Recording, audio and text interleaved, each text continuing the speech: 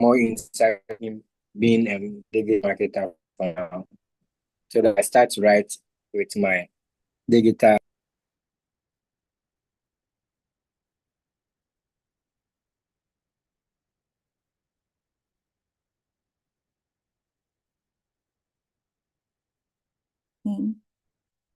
Mr. Emmanuel. Yeah, hello. Yes. I I think your spoke. network went off, so please, if Okay. you could come I was again. saying that looking at the flyer, there will be this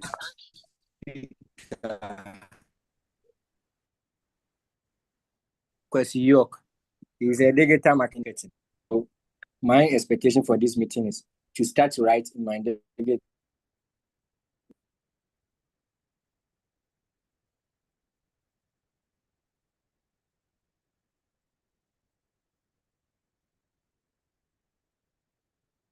Hello, Amaglo Emmanuel.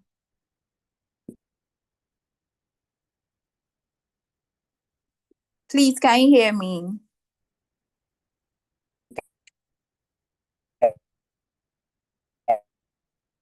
Yes, Margaret, we can hear you. Okay, then I think it is from his side. Marketing Jane. Hello? All right. I think your network is not all that stable, but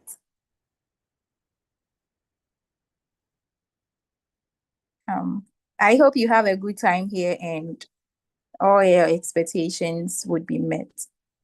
Please, anyone else to share their expectations with us? Please, I'll mention your name. So in case you have yours, you can just start to queue.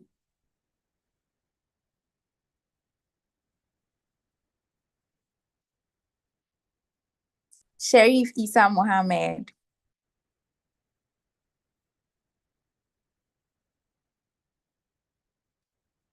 Hello. Okay, Miss Emanuela. Please, can you share your expectations with us?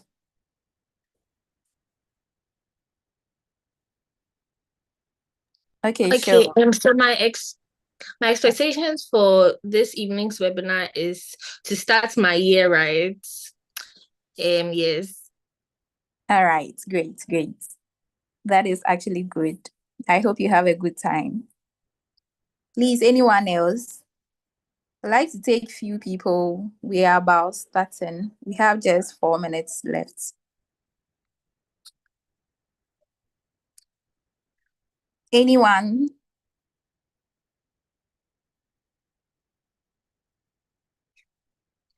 Mr. Bernard.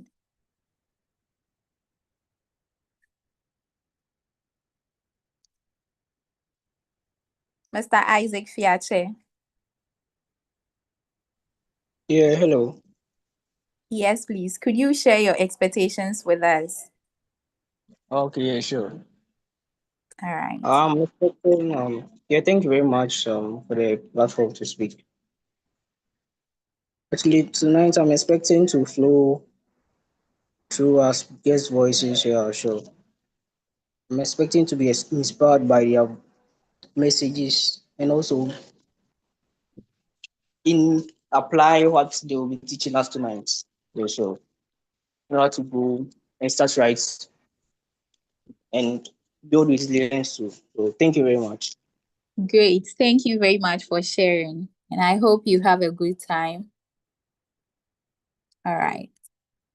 Please, anyone else? Please, it's about time. So let's kindly share the link, okay? Keep sharing. Don't be blessed alone. Keep sharing. If you are sharing, let me see your reactions in the chat.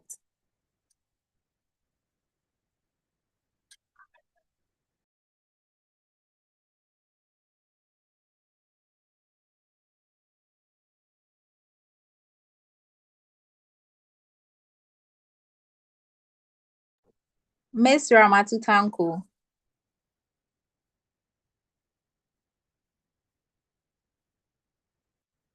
Would you like to share your expectations with us?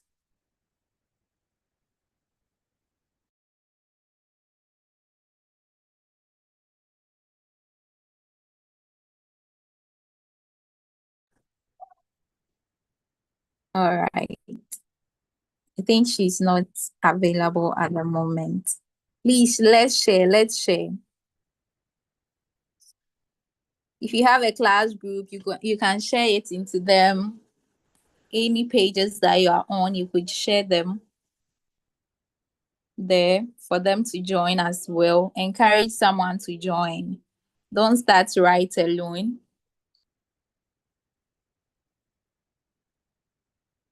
Okay, great.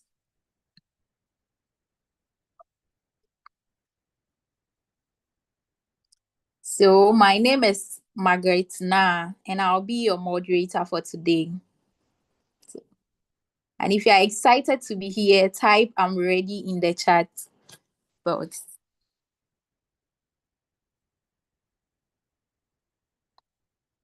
Great. Theodosia, yes, she's very ready. Great.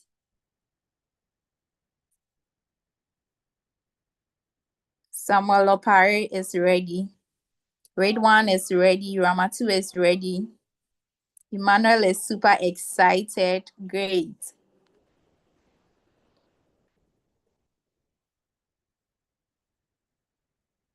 Great. All right. So good evening once again.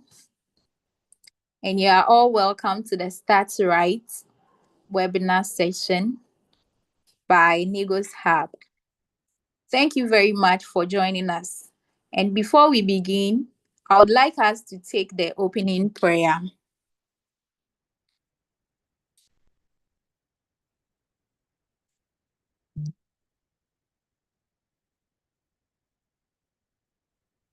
Okay, so please, we are praying. Our most gracious and everlasting Father, we thank you. We thank you once again for the opportunity given to us to study. Father, we pray that may you continue to be with us. May you grant us the grace to understand, the wisdom to keep, and to memorize all that will be taught today in order to apply them in our lives. We pray that may you, O Lord, speak through our speakers to us and help them to teach us the right things. In the name of our Lord Jesus, have I prayed with thanksgiving. Amen. Amen. Amen. Oh, please, amen. Amen. All right, so please, you could be showing us some reactions. Give us some reactions. Let's see if you are ready for tonight's webinar. Yes, give us some reactions. Great. Great. All right. So to give us the purpose of the meeting and to set the tone and share the vision behind today's section, I would like to invite the founder of the Nigos Hub community, Mr. Abednego Ehuring, to share the purpose of today's meeting. Please, let's give him some reactions, even as he gives us the purpose of the meeting. Oh, are you not excited? Give him some reactions, yes? Let's see if you're excited. Our CEO is about to talk, please. All right. Great. Thank you very Great. much. Thank you very much. Margaret, thank you so much for the introduction. So, hello, everyone. I hope I'm very audible. Hello. You are more than. Yes. Yeah, you're audible enough. Okay. All right. So, we are all once again welcome to this evening's session. And I'm truly excited to have each one of you here for our Start Right webinar. Whether you are joining us from office, your home, somewhere in between, I would say thank you for choosing to invest this time in yourself. So as you know, every new year brings that familiar feeling, the desire to do better and be better, and also create something meaningful, right? But let's be honest, most of us struggle with where to actually start. But this evening, I've got some good news for every one of us. Today, we are privileged to have in our midst some amazing speakers who would be tackling some topics on your personal brand, smart investment strategies, and innovation. This session is focused on profound insights, practical steps, and real talk that you can use starting today. So I would encourage each one of you to grab your notebook, bring your questions, and let's make this year the one where you don't just set goals, but rather you start and see them through. Thank you once again, and all the best to everyone. Margaret, over to you. Thank you very much, Mr. Abednego. That was amazing. Great. So to kick start, we'll have our first speaker who will be talking about finance. And she's in the person of Ms. Teresa Abri. And to introduce her, Ms. Teresa Abri is a results-driven risk and compliance analyst with over 6 years of specialized experience in anti-money laundering, counter-terrorism financing, CTF, and financial crime prevention across remittance and financial services sectors. With a strong foundation in mathematics, forensic accounting, and financial modeling, she excels at analyzing complex data sets, identifying suspicious activities, and developing robust government frameworks that align with evolving regulatory requirements. Currently at UnityLink, Ms. Teresa supervises compliance investigations and has implemented enhancements to transaction monitoring processes that have significantly strengthened the organization's risk management capabilities. Her collaborative approach across cross-functional teams has proven instrumental in addressing operational irregularities and maintaining regulatory integrity. Through her leadership in client risk assessments and support of regulatory audits, she has successfully reduced compliance gaps, improved reporting accuracy, and reinforced stakeholder confidence. Teresa's technical expertise spans sanctions screening, know your customer, KYC protocols, forensic review, and policy development. Certified in financial modeling and valuation analysis, FMVA, and forensic accounting, she combines analytical rigor with exceptional stakeholder engagement skills, effectively liaising with regulators and senior management to drive compliance excellence. Committed to advancing institutional resilience and operational integrity, Ms. Teresa focuses on building compliance functions that not only protect organizations from financial crime, but also ensure adherence to global regulatory standards while supporting sustainable business growth. And she would be speaking on the topic Financial Freedom Blueprint, that is, using savings and investment to design your secure life. If you are ready to learn how to secure your future, please welcome her in the chat with some amazing emojis.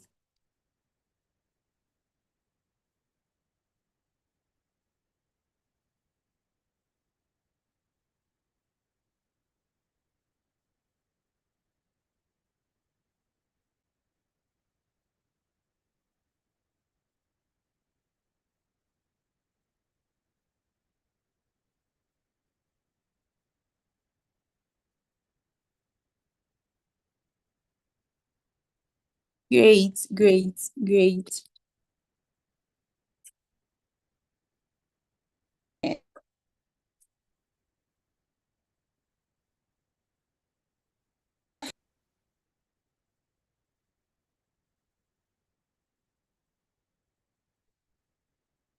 Great.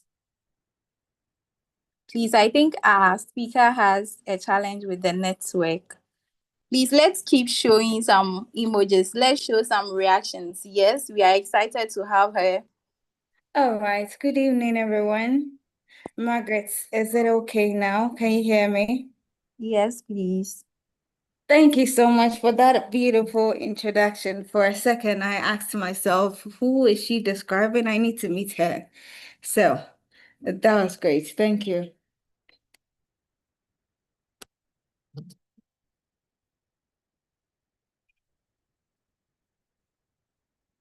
Hello, once again, good evening. I'm happy to be here.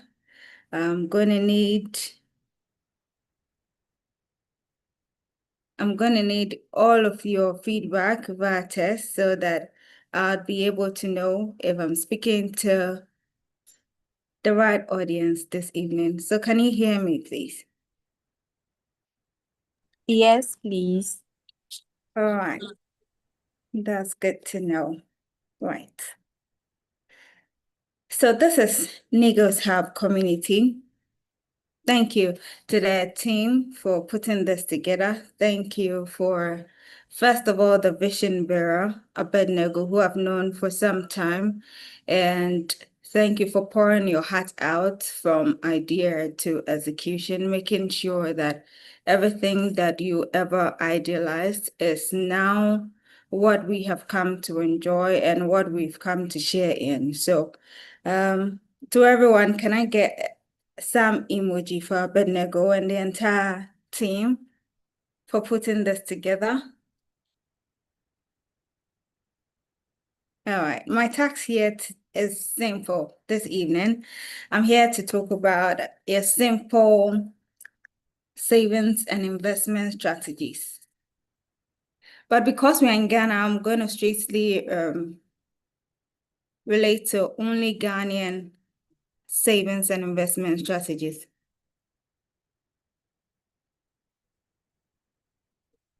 Is that all right? Okay. So, to put it first, I would say to everyone on this call, send your bread across the seas, and in due time, profits will flow back to you. This happens to be one of my go-to scriptures in the Bible when it comes to savings and investment.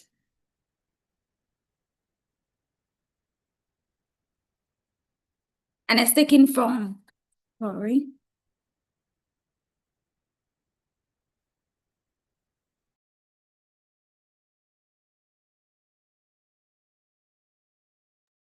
Okay, so that is taken from the book of Ecclesiastes, chapter 11, verse 1. I'll say it again because I wasn't audible earlier. So send your bread across the seas, and in due time, profits will flow back to you. What it simply means is that there's a principle of delayed gratification, which is something that we all have to learn at some point in life. But if you get the opportunity to learn the principle of delayed gratification very early on in life, your future self will thank you for it.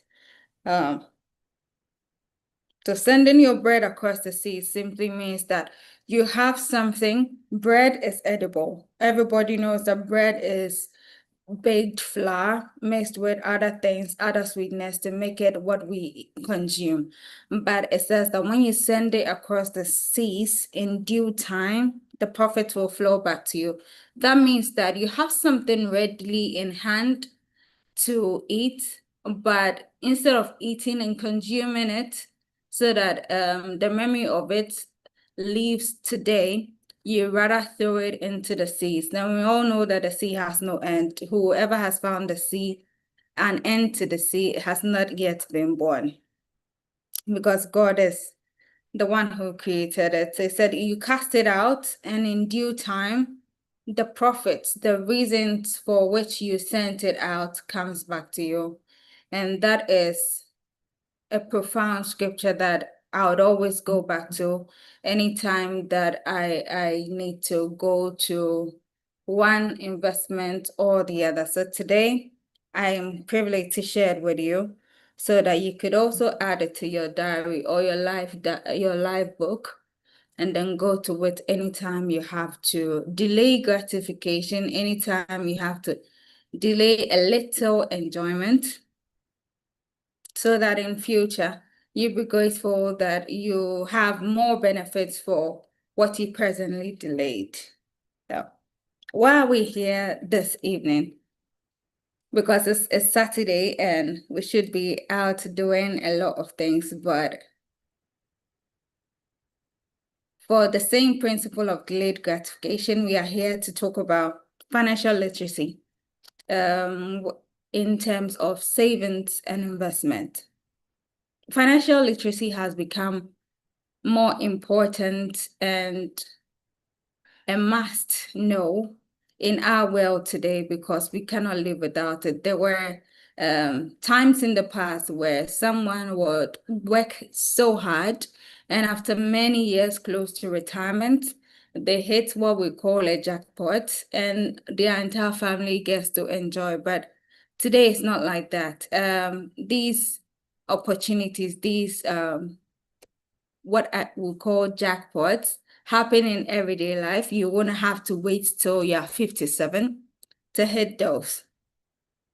And so that's why we're here to talk about it, so that we get to know what is it, how to access money, how to grow the money, and how to replicate it so that we'll be able to thank ourselves, basically, for tomorrow, for your tomorrow self. You do things today so that you'll be happy that you're there. So it basically helps us stay informed.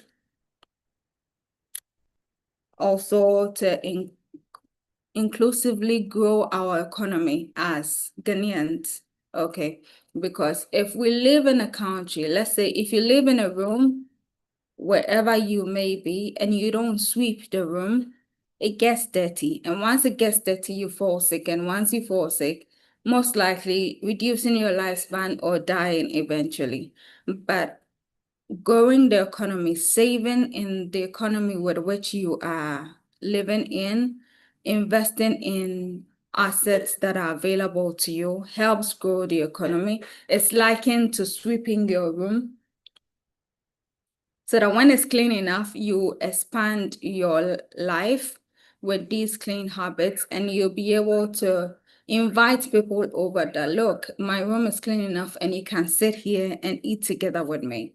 So that is basically what it's all about. So want to understand savings this evening? Savings simply means setting money apart outside within your income, as part of your income.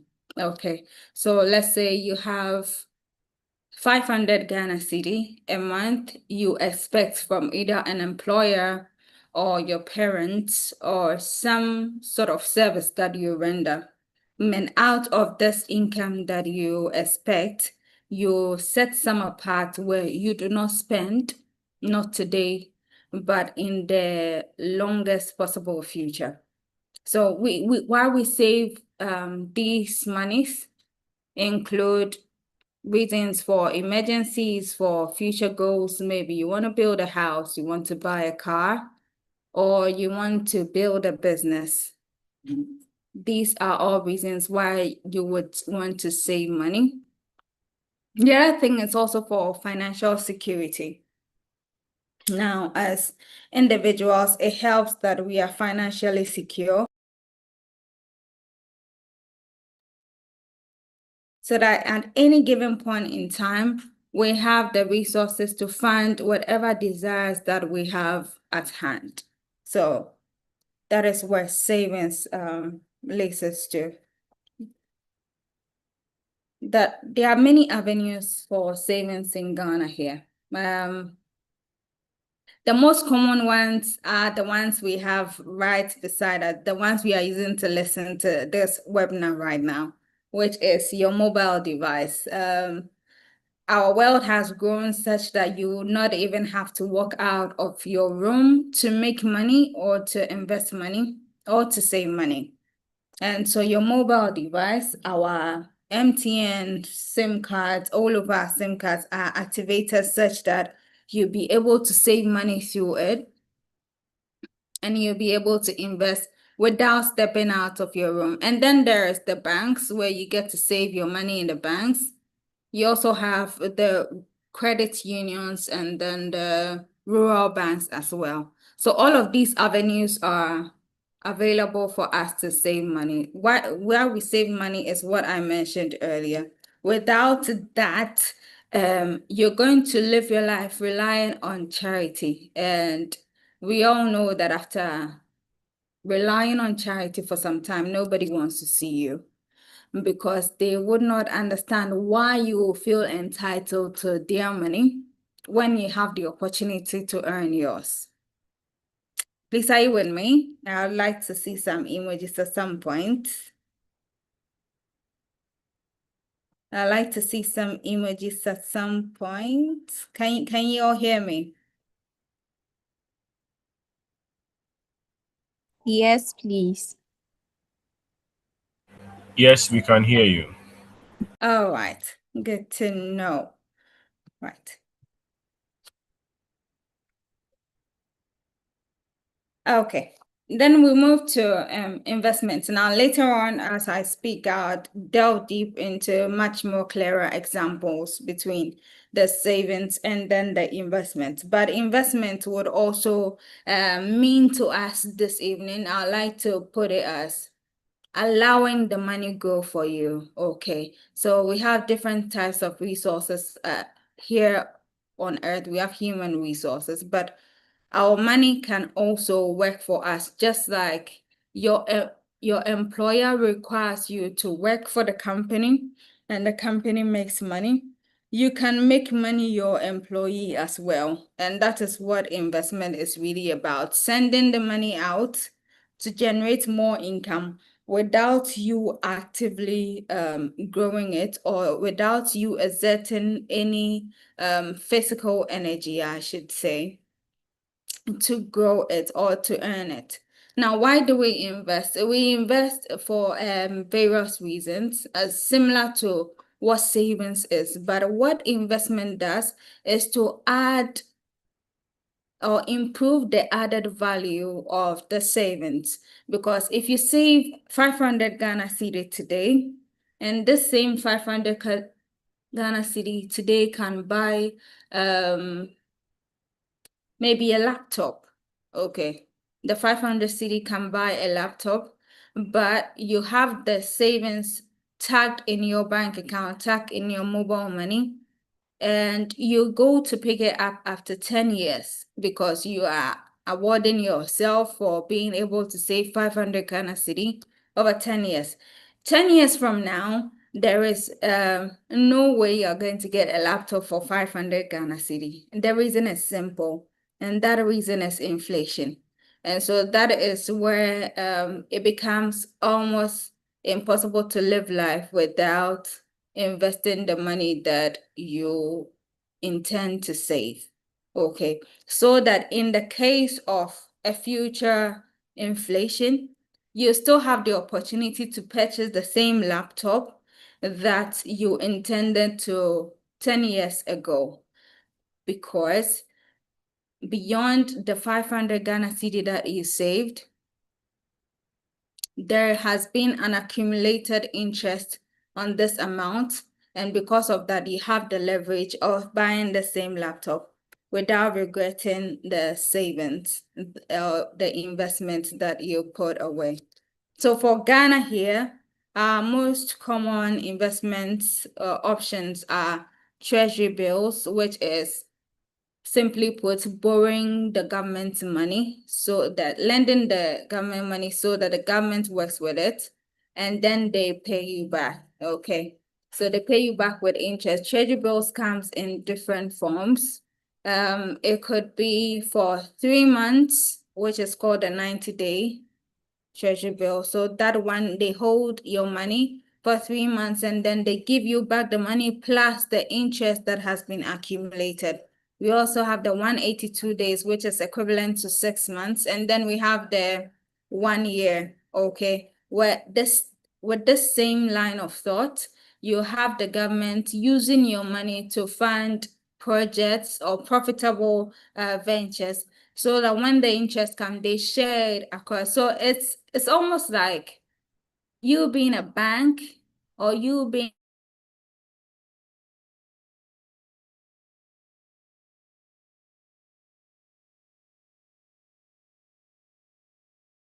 in a money mover for your government. What that you're a citizen in a country, money to your government, and your government works with it. So treasury bill actually is a good flex to have because it allows you the leverage of saying that I lent my government 1,000 Ghana cedi, and today I realized that they added about 220 Ghana cedi to it. So yeah. I think I'm on my way to be a millionaire. That's basically what treasury bill is, allowing the government to use your money so that they'll pay you back. And then we have mutual funds. So mutual funds is more outside of your choice of investment, just like treasury bill. So mutual funds operates as a pool. Let's say a whole family, you, your parents, and your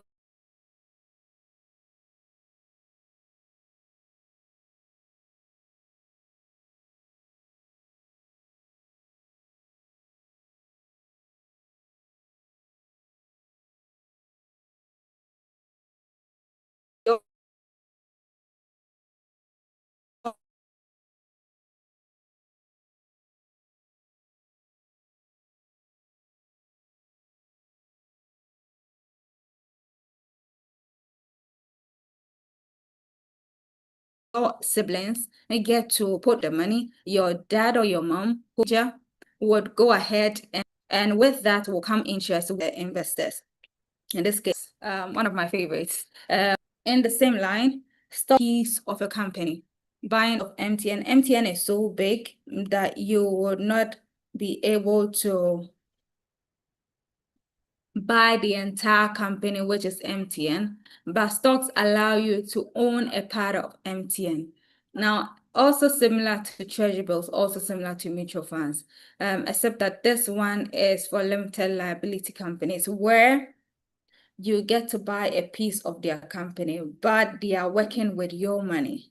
So you give a company your money to work with, to take care of their operational expenses, take care of everything. And then at the end of the year, when they make the profit, they will come back to you and say, hey, Margaret, you gave us this money and we worked with this for an entire year. Due to this one, we've been able to make some profit. And as part of the profit, this is your share. Now, when they give you your share, you have the opportunity to either continue investing in them, topping up your shares or your stocks with them so that they will keep giving you the interest, or you buy or you sell all of your shares out to the next available investors, which is not something I would advise anyway. The most profitable one, agribusiness or setting up a small or medium scale enterprise. Okay. Agribusiness comes in different forms. Now, later on, as I speak, I'll introduce you to part of agribusiness that allows you to earn money as a farmer without actually being a farmer. And then we have the pension schemes. Now, the pension schemes also allow you to plan for retirement way ahead of time, so that if in the event of life after 60, which is the retirement age here in Ghana, life after 60, if you are not able to actively work or you do not feel like actively working, you still get to enjoy money similar to what you were earning when you were in active service. So that's what the pension schemes are all about. It helps you earn money till whenever you feel like leaving the earth or whenever God calls you.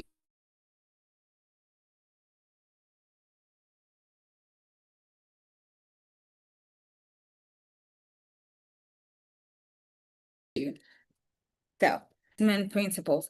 There are so many work with as far as savings and investments are concerned. But to all of us here, I'll say that you should start early. I'll say that you should start now. I'll say that I can ask people here on this call, how many people are registered on mobile money? Can you signal to me in the chat?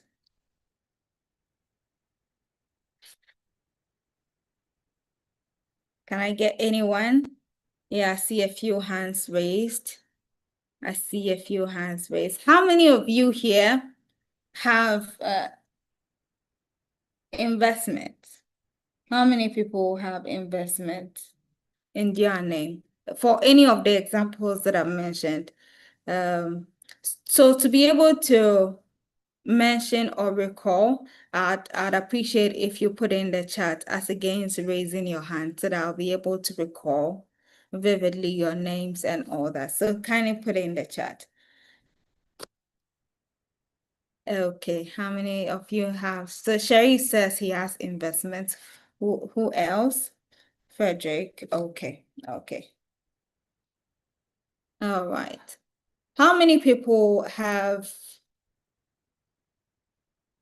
at least 10 Ghana cedi in their mobile money account right now?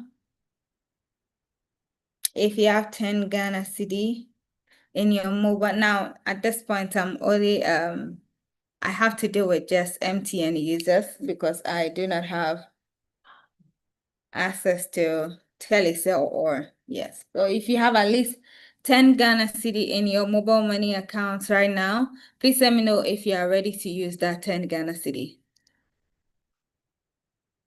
Okay. So I'd like you to download the MTN mobile app if you don't have that. You can download the MTN Momo app if you don't have that. Okay, okay. All right. So Margaret, please let me know when it's almost time for me to sign out. So those who don't have the mobile money app, please download it while we go ahead and close to the end of the session. Would invest or would save this 10 Ghana cedi that we have, okay? All right. So back to it, start early. If you don't have, based on the principle of starting early, we want to do that today. So if you don't have the MTN Momo app, please download it now so that we do so at the end of the session. Now, diversify your investments. It simply means that don't just invest in one thing. Based on the examples that I earlier gave, between the shares, between the treasury bills, the mutual funds, the agribusiness, and the pension schemes, diversifying your investment will simply mean that being able to have money in all of these different asset classes or all of these investment instruments so that if one goes down, your whole life is not affected. Okay. So that if the agribusiness, the farms, there are no rains in a particular year, you will still get to enjoy because maybe you have shares in MTN. Okay. And if MTN is not doing well that year, you still get to enjoy because you have your farms working well for you. Okay, that's what diversification really means, being able to put different amounts of money in different forms of investment so that in any given point in time, at any given point in time, if one of them is down, your whole life is not affected, your blood pressure is still intact. Okay. And the other thing is to understand the risks and then the reward. Understanding the risks means that there are these different kinds of investment comes with various risks. Risks in this sense would mean that a reason why your money will not make so much interest or will not benefit you so much.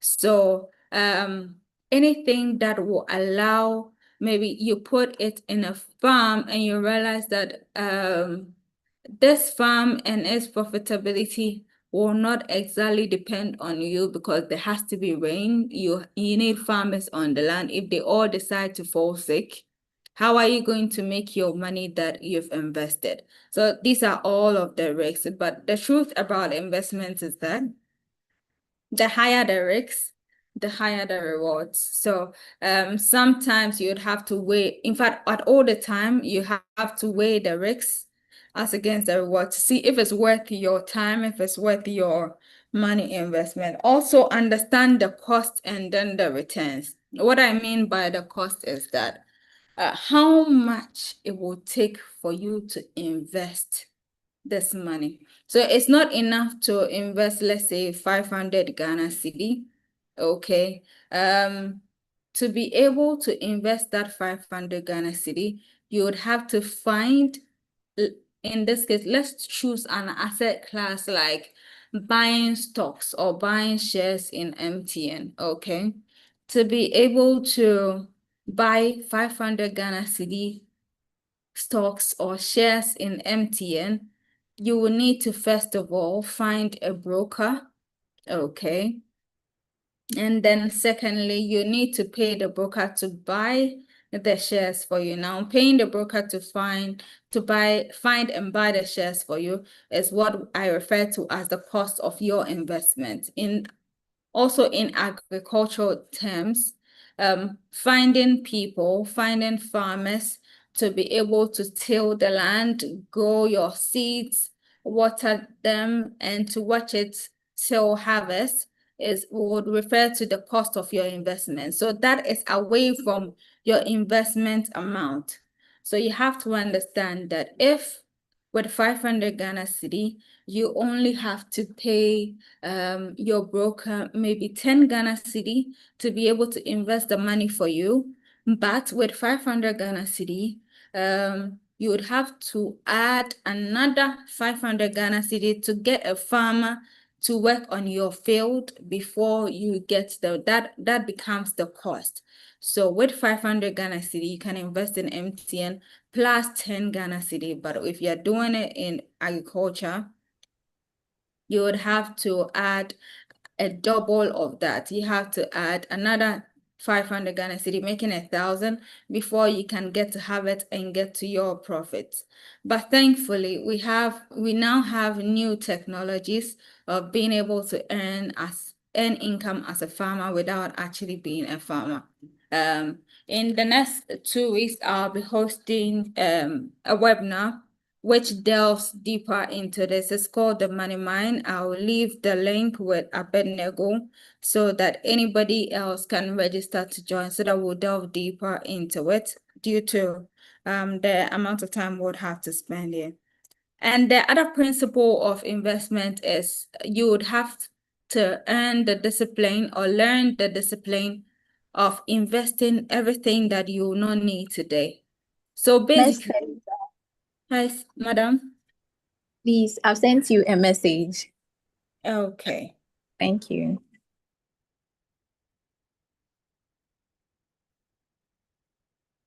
Okay. Thank you.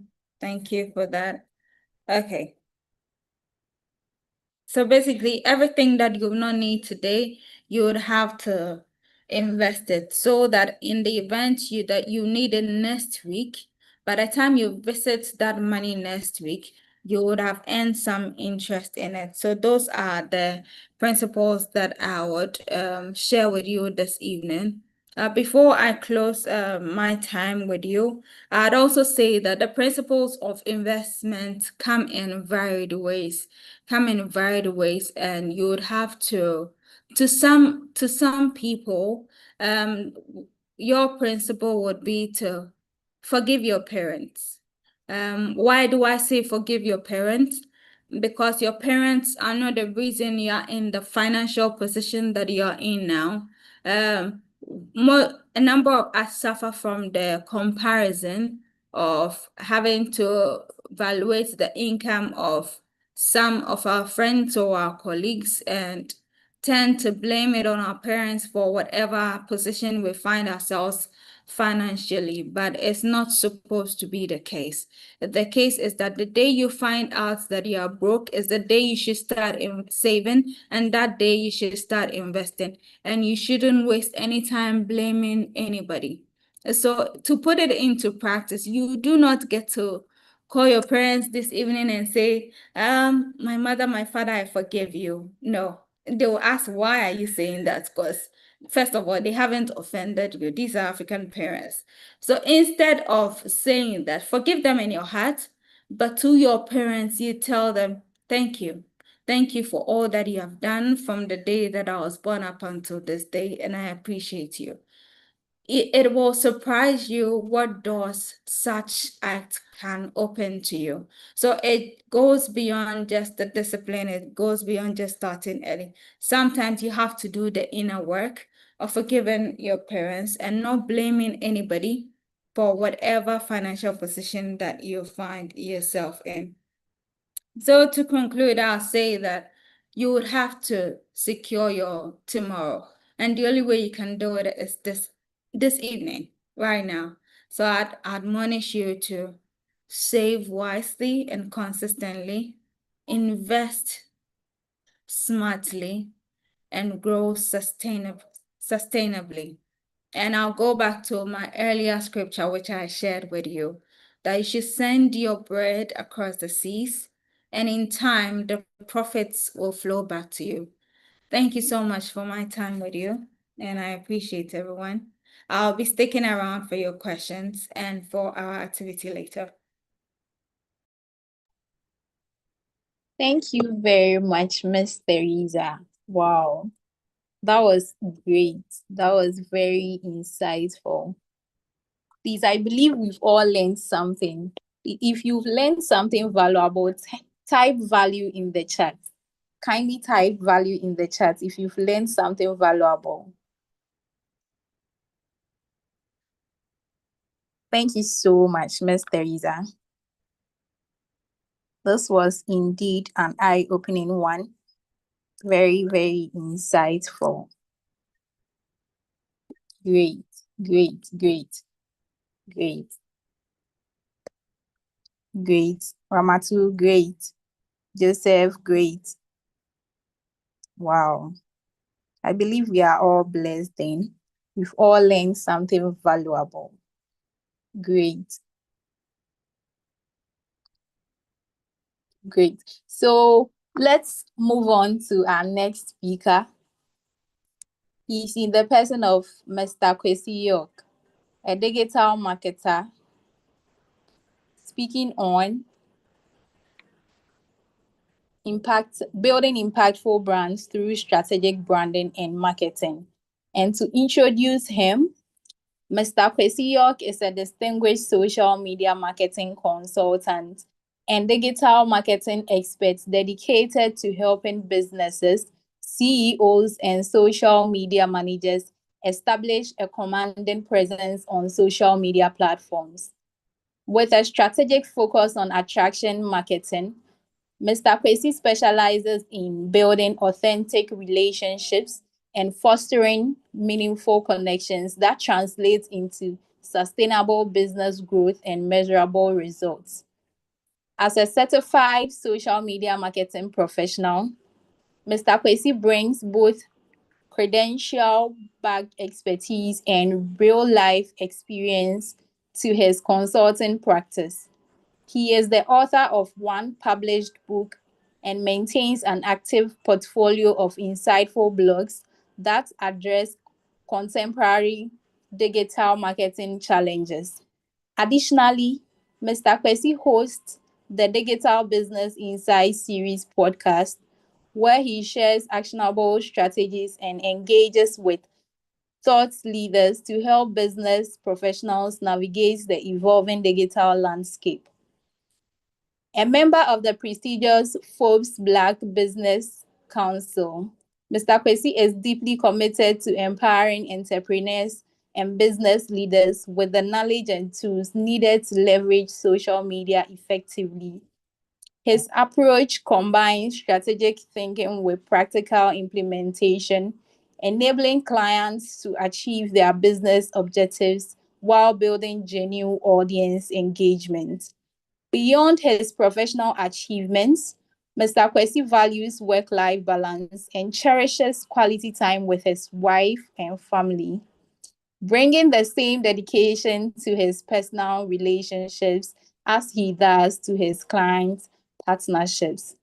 Please, with a round of emojis and excitement, let's welcome Mr. Kwesi York to present to us. Thank you very much. All right. Thank you very much. Thank you very much, Margaret. Please, can you see my slides, please? Yeah, we can. Yes, please. All right. Thank you very much. Thank you very much. It's been a wonderful session. I think the first speaker did a great job. Unfortunately, I might not be able to speak like her. She speaks very nicely, and as a pure African, I would want to speak my African dialect and accent like that. So kindly forgive me. All right, thank you. That's just by the way. I really appreciate Abednego for this invite, and it's my joy to always speak to students, speak to young people like this. Last year, I wanted to speak to one university school, but by the grace of God, I had the opportunity to go to 7 universities. So it's been a pure joy to share what God has done for me and to also have a point to share with you. But before I go on, I would want to ask how many are we here? I don't know whether I have 30 minutes, whether I can devise my time into sharing this particular. I would want, how many are we here? Maggie, if you can help me. Please, 54. That's what I suppose. Hey, all right. So let's do some random. Maybe I could get like 5 people to tell us what they will be in the next 10 years, and then just speak like you are in the next 10 years. In the next 10 years, I'm going to be so so and so. Yes. So Emmanuel. Okay. So a specialist radiologist and a CEO of diagnostic service center. All right, great. I hope this is being recorded so that we can come back in the next 10 years and see how it's going to be. All right. Thank you, Maggie. Yes, please.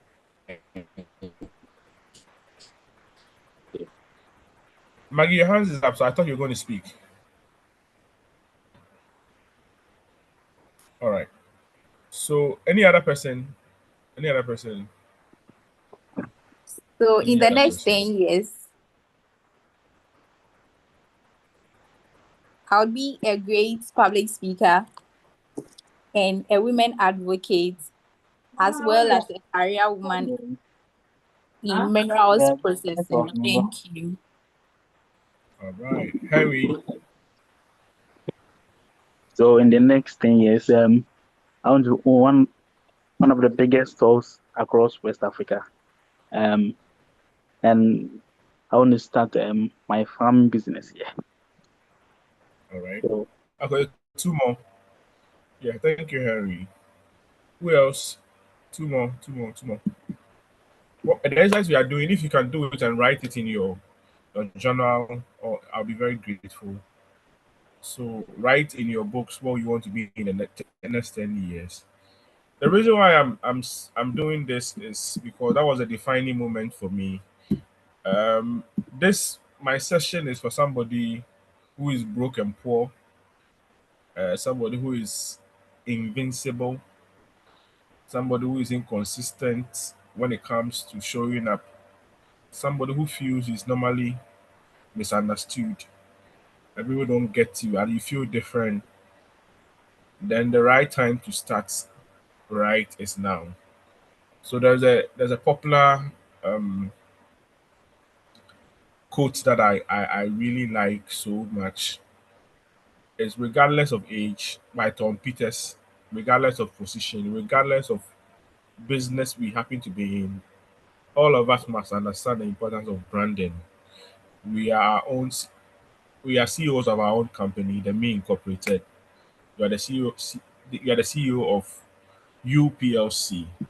One of the things you must know is that whatever or wherever you are now, you have a reputation, and that reputation is your brand. So when you're talking about personal branding, one of the easiest way to understand what personal branding is just to understand that there's a perception or reputation about you, whether you like it or not. And I think that throughout Ghana, from 2023, I've been one person that has really benefited from personal branding. If personal branding was to act as a Father Christmas, I think I've been the one that I've really benefited more. Why do I say that? Because in my past life, I have a great family. I have a great intellect. Growing up, I was seen to be I was somehow intelligent, but something happened after school. I continued to fail and fail and fail and fail and fail to a point that I even wanted to get into a Bible school. I couldn't even get into it. That's how bad even God rejected me in a way. But He had better plans for me. And just an introduction of what social media can do has seemingly transformed that failure part of me. I started a lot of businesses. I did transport, I sold water, I did a mobile money business, and a whole lot of business. We didn't work. People ended up taking my money and all that. Then I decided to be a blogger. So I was writing about people and all that. I joined a political party. Then we're trying to write stories about political party, but at the point, my Christian values and what they wanted to do, they were paying us good money, I must say. One of the best, as a social media manager, one of my best payment had come from that political party, but because I didn't really resonate with what they were doing, because we're told to say things and do things that my conscience didn't really kind of, so I had to quit. Then I was faced with another dying situation where I was posted to a village in Atachedo. I was then in Takrady, so I was posted in the village. Now I was cut off from my own family, I was cut off from friends, and the village was just a remote area. I remember what all that I had to connect with. If I want to connect with people, I have to just call them. That was my phone, and then at that time I had an HP laptop. That was all that I had. So the idea was, how do I find money online, work online? I tried affiliate marketing. I bought courses. It didn't really work out for me. I ended up losing. Then I moved into um, crypto. That one too, it didn't work. I didn't have the heart for it. I stopped. So I needed a way out. So I went on Coursera. I did IT support. I did digital analytics. I did UX and UI design. I didn't really know what, but I just kept trying my hands on. Then my fifth course, that time it was around 980 cedis. It was around $90, something like that. I remember I didn't really have money. I had to do MTN loan and I bought it. But immediately I did the first model, I realized this is for me. At that time, I had listened to Asari. I want to be very fast, but let's see. Asari and Asari spoke about. I've been following him for a while on TikTok, on X, Twitter. Then at that time, around 2016, then times, and he was tweeting about when somebody's having a program. Those of us that were following him, maybe there's a program on TV or a political, he will be tweeting those things that is happening in TV3 or Metro, whatever. Or if there's a live show, he'll be tweeting about it, and then every morning he will give us a morning quote. So that was how I got to know him. So I got to watch his interview with Natalie Fort, I think in 2022, somewhere July, about how he started. And so then I came on LinkedIn. He said, LinkedIn, when you come on LinkedIn, you're going to get money. So I jumped onto LinkedIn, and then I didn't really know what I was doing. I was curious about it, but then the curiosity also led me into a state of confusion. I really wanted to be heard and seen and taken serious, but I didn't know where to start. I'm the type that I'm just bringing IT. So in the morning, I'll do how to keep your battery because of the IT support thing that I was doing. The next day, I'll be sharing. I love to read. I have a very dying story. I read 100 books in the year 2022, but I was still broke. I didn't know what to do. I'll share the books. People were not engaging. I really posted for like 3 months that nobody really. I was just using it as an academic exercise because somehow I believed in Dasari that because when I see his transformation, I believe that me consistently posting. Can you all hear me? Am I talking to myself? Okay. Yes, please. All right, okay. Me consistently putting myself out there will like so I kept pushing out till I saw The same way I started post about a LinkedIn webinar by one Letitia, and then the person who was going to speak was Janice Stable, and then he came to speak about personal branding. That was then that my life began to shift and change. By the grace of God, I've been able to, I didn't call it an achievement, but because of personal brand, I've moved from my small village to 7 universities, to companies inviting me, sleeping in hotels I have no business in, paying me monies that ideally will not even come to me. I can say even my masters that I'm doing currently, 99.9% of the revenue really comes from this personal branding thing that I'm doing. And this is a guy who was just passionate but was broke, but seems to find a key, and this has transformed into money. And I realized a lot of young people are also who are very talented, and business are also struggling, not because they are bad, but because they didn't know how to stand out. So that's how I came up with a strategy, and I realized that a good work without strategy, or a good person or an intelligent person will forever stay hidden. So that's how my turning point began.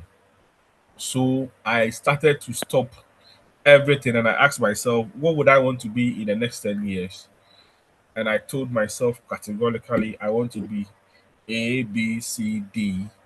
And I did the time traveling compass. Those of us that know about it, you project what you want to do, and then you come back and say, what can I do now to get there? And I realized I need to do A, B, C, D, and then I started doing them. So with that, I decided that okay, my initial point would be online marketing. At that point, I was doing everything. And one thing that I realized was that most of the digital marketers in Ghana had two challenges. The first challenge was that most of them, apart from the other side, didn't have enough qualification.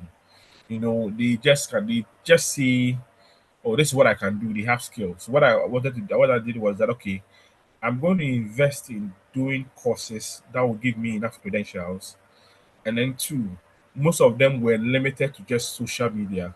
They were digital marketing. So digital marketing is just the broader aspect. Takes care of the email marketing, the website, SEOs, and all that.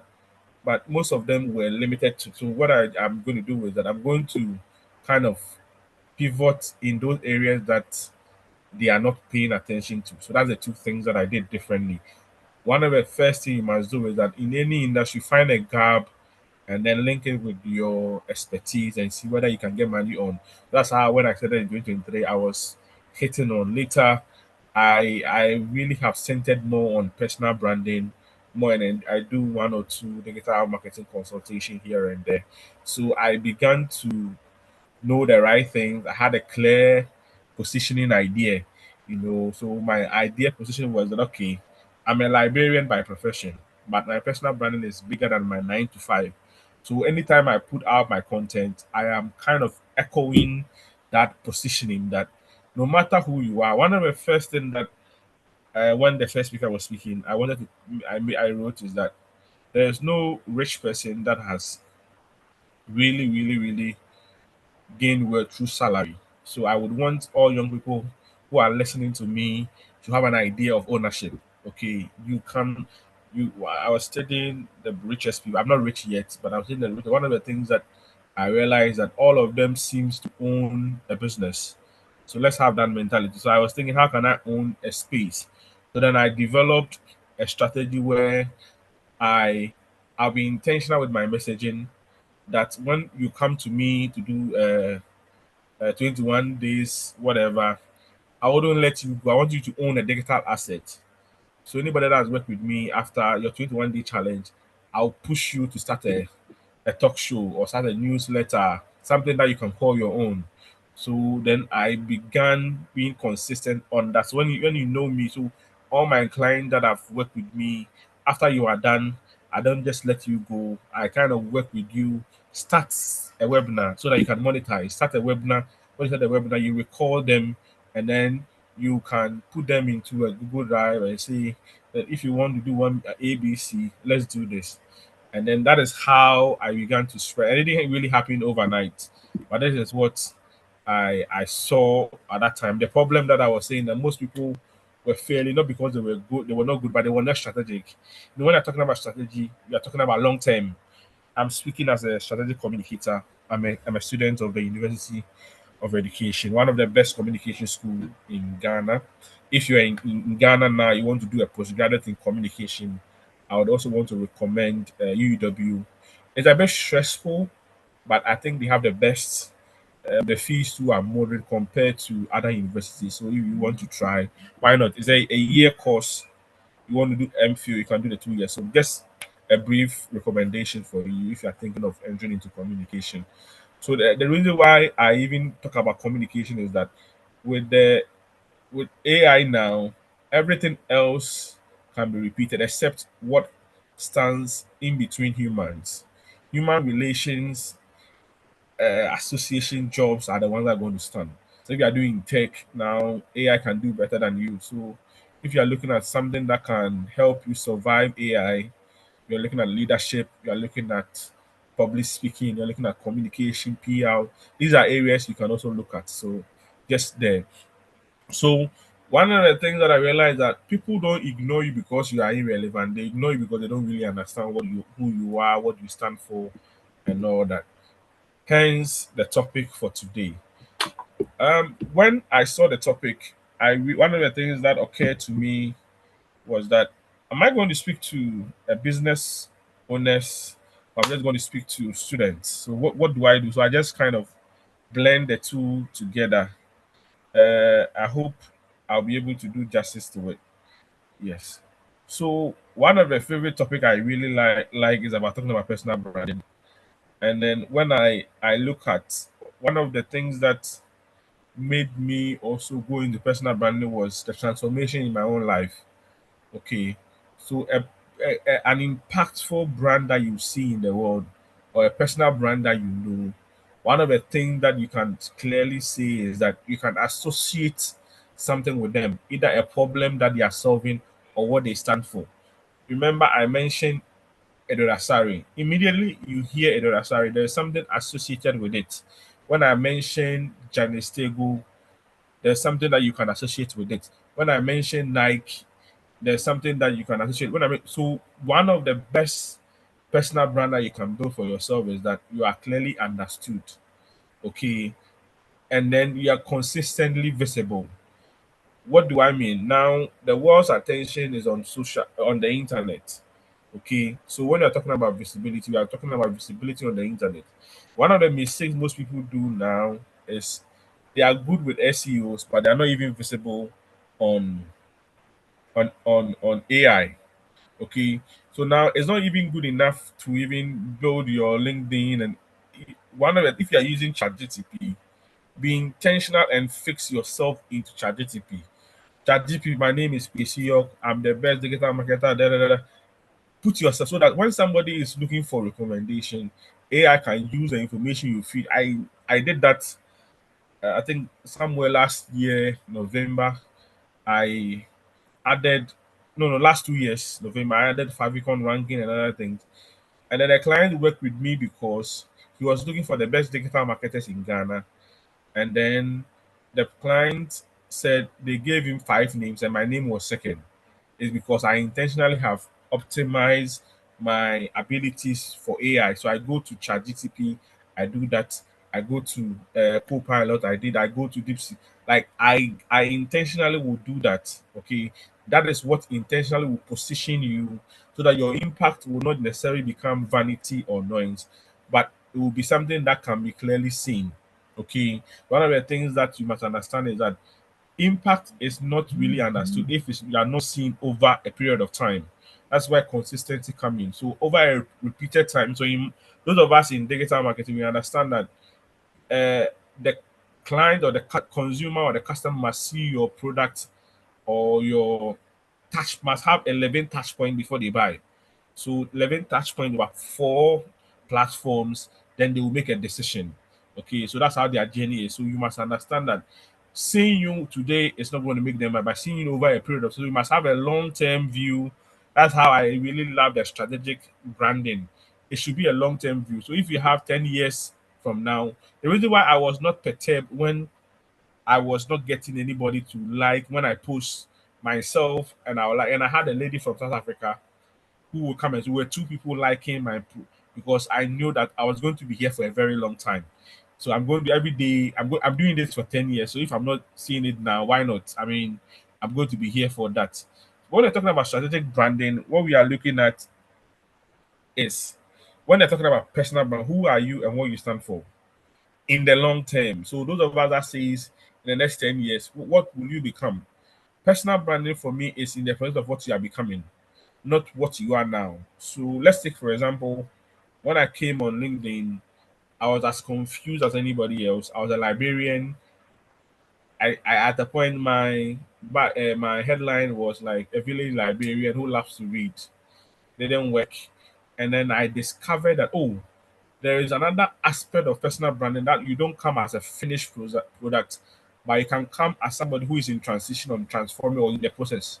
So who you are now and what you stand for can be something that you might not be the actual finished product now, but you can be in transition. Yes, still build your brand.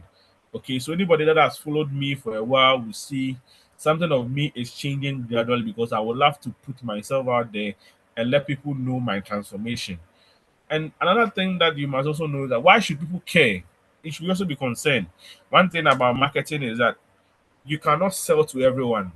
One thing that you must know your identify your customers who should care. So if you want to build a personal brand, you cannot answer these three questions: who you are, what you stand for, why should people care, and you don't exist. Your audience will also not bother. So if you want to build a personal brand, they have a lot of I am against the normal personal branding theory that are all over because none of them worked for me. Because everybody will say what people say about you when you are not in the room, when what people would a lot of things. But what if you have no reputation, you are nothing, you are just a student? What can personal branding do for you? Okay, so that's my standpoint for now. All right. So marketing is just a megaphone, how you communicate to the right people. Okay. So when they're talking about strategic marketing, one of the things that I would want you to do is to develop a habit of marketing yourself. If you're a student here, okay, let me just give you some tips that I've written down. If you want to start right this year to market yourself, one of the first things you must do is to fix your mind. So I would recommend this book, Change Your Thinking and Change Your Life, The Magic of Thinking Big, Atomic Habits, Goals. These four books is going to massively help you and orient you and get you to a point where you be confident enough to market yourself. Okay. When I ask people to tell me about themselves, it's an opportunity for you to most people fumble. Okay. So when you're talking about building a brand by marketing yourself, you're saying that the first amplifier that you will need is the messaging you put out. Now, because of the easiness and the low barrier entry of social media, everybody is a content creator. I was reading the statistics not long ago that indicated that now users don't even trust established media corporation anymore. They trust people or faces of content creators now when it comes to even stories. There's a guy on TikTok, Darling Page, was somebody who people trusted him more than even CNN. Now CNN is just like they are trying to come on social media, but it's not working. So everybody here is a content creator. And the first thing that we will need to establish that when they're talking about strategically marketing your value is that you need to put out content, okay, to the right people. Personal branding is not all about attracting opportunities, getting this. It's also about repelling the wrong people. Being visible to the wrong people is one of the things I was when I started. I was like I was available for everybody. You know, when you need anything, I'm there. But when I realized, okay, I have to kind of find my people, and then there was something I also learned about in digital analytics when I did that is about the timing. What time are my audience available? What time does it align for me to post at the right time on the right platform? The people that you want to attract, the people that you want to build a network on, what form of network are you on? Let's say you're a young person, you are looking for a job, you want to start building your social capital, and you say, well, I'm doing my national service now. I need to be on social media. I feel that I should add a post and I go on TikTok. It's a very good platform, but will TikTok connect me to the right people? So the platform then comes into play. So marketing yourself without a strategy is something that you'll be busy but will not be fruitful. So one of the things that I advise is that if you're a professional, you want to build a strong personal brand in the next 10 years, one of the first things I would want you to do is to look at Facebook and LinkedIn, because Facebook, everybody's on Facebook. Facebook is one of the biggest, half of the world population are on Facebook. Even though it doesn't have the quality that LinkedIn has, is that you start there and then you go on LinkedIn and later the next available. That's what I've done. When I started with LinkedIn, gained followers, and then tried and shift slowly to Facebook, and now I'm doing TikTok. Now, social media is not just social media, all search engines. Previously, when we're growing up, if I'm looking for something, I just go on Google and I search. Now people don't do that anymore. They go to Facebook and type what is the price of this? Who is this? Or they go to LinkedIn and search. So social media has become search engines. So you must be available in all those places. Right. All right. So I have a simple formula for you to start right for you if you want to build a personal brand. One of the things that I don't want to repeat myself. I know many of us have been exposed. If you're part of this group, I think I was here the last time. I didn't want to repeat myself, so I put one thing here for you. I believe that personal branding is knowing yourself, understanding who you are, and even understanding the type of trauma that you don't even have. One of the things that about personal, if you immediately you decide to build your brand and show yourself, one of the things you're going to be confronted with are traumas, things that you didn't even know that you were afraid of or come hunting. One of the things that I was so confident in myself, but later I realized that, well, when I go for programs, my pictures should be taken. I was afraid of pictures. I had a little bit of challenge. Those people that knew me a while back, know that sometimes I stammer sometimes, and I have ADHD, attention deficit and hyperactive disorder. So these are some of the inferiority things that were coming to me. I was afraid of being laughed at. So once you deal with them, you gain the confidence to come. So these are all things that I've spoken about in the last time. So I wouldn't want to go. So I want to start with this. The first thing you want to do this year is to start with clarity of purpose. Look, you might not have the whole picture of what you want to be. I wanted to be like somebody like one of the things that if you don't you are struggling to find what you want, look at the person who is doing what you think you can become and use the person as your yardstick. Okay, so I listed some names, John Maxwell and Jim Rohn and things, and I realized that look, for me to get there, I can't speak like them. What can I do now with my phone in the village? And I realized, okay, let me learn about internet marketing, because when I started, I wanted to have an online educational hub where we have a website platform where we educate people. And I believe Ghana is moving from the whole economy. Africa is moving now towards a knowledge-based hub. So if you are here, I really like what your founder Abenego is seeing. He has seen the vision. That's where Ghana is heading towards. It's going to be like a chain of. Now we are going to have a lot more seminars about personal development and personal self improvement. And we're going to have billionaire talks, and it's happening. Connected podcast. This is something that sitting in my somewhere 2022 December, I envisage. So I gave myself 10. What can I do to become that? So the easiest thing that I realize I can do with my phone, I listed a whole lot. I have to be a communicator, leadership. How can I learn them? I got books, the books I can download. And one of the easiest thing I could do is to learn digital marketing, online marketing. You get it. So start with a clear, even if it's just one tiny step, is more important. Then build a consistent story that is authentic. What is your story? A story that somebody can collaborate, a story that somebody can understand, a story that you can tell the story over and over and over and over, consistent story.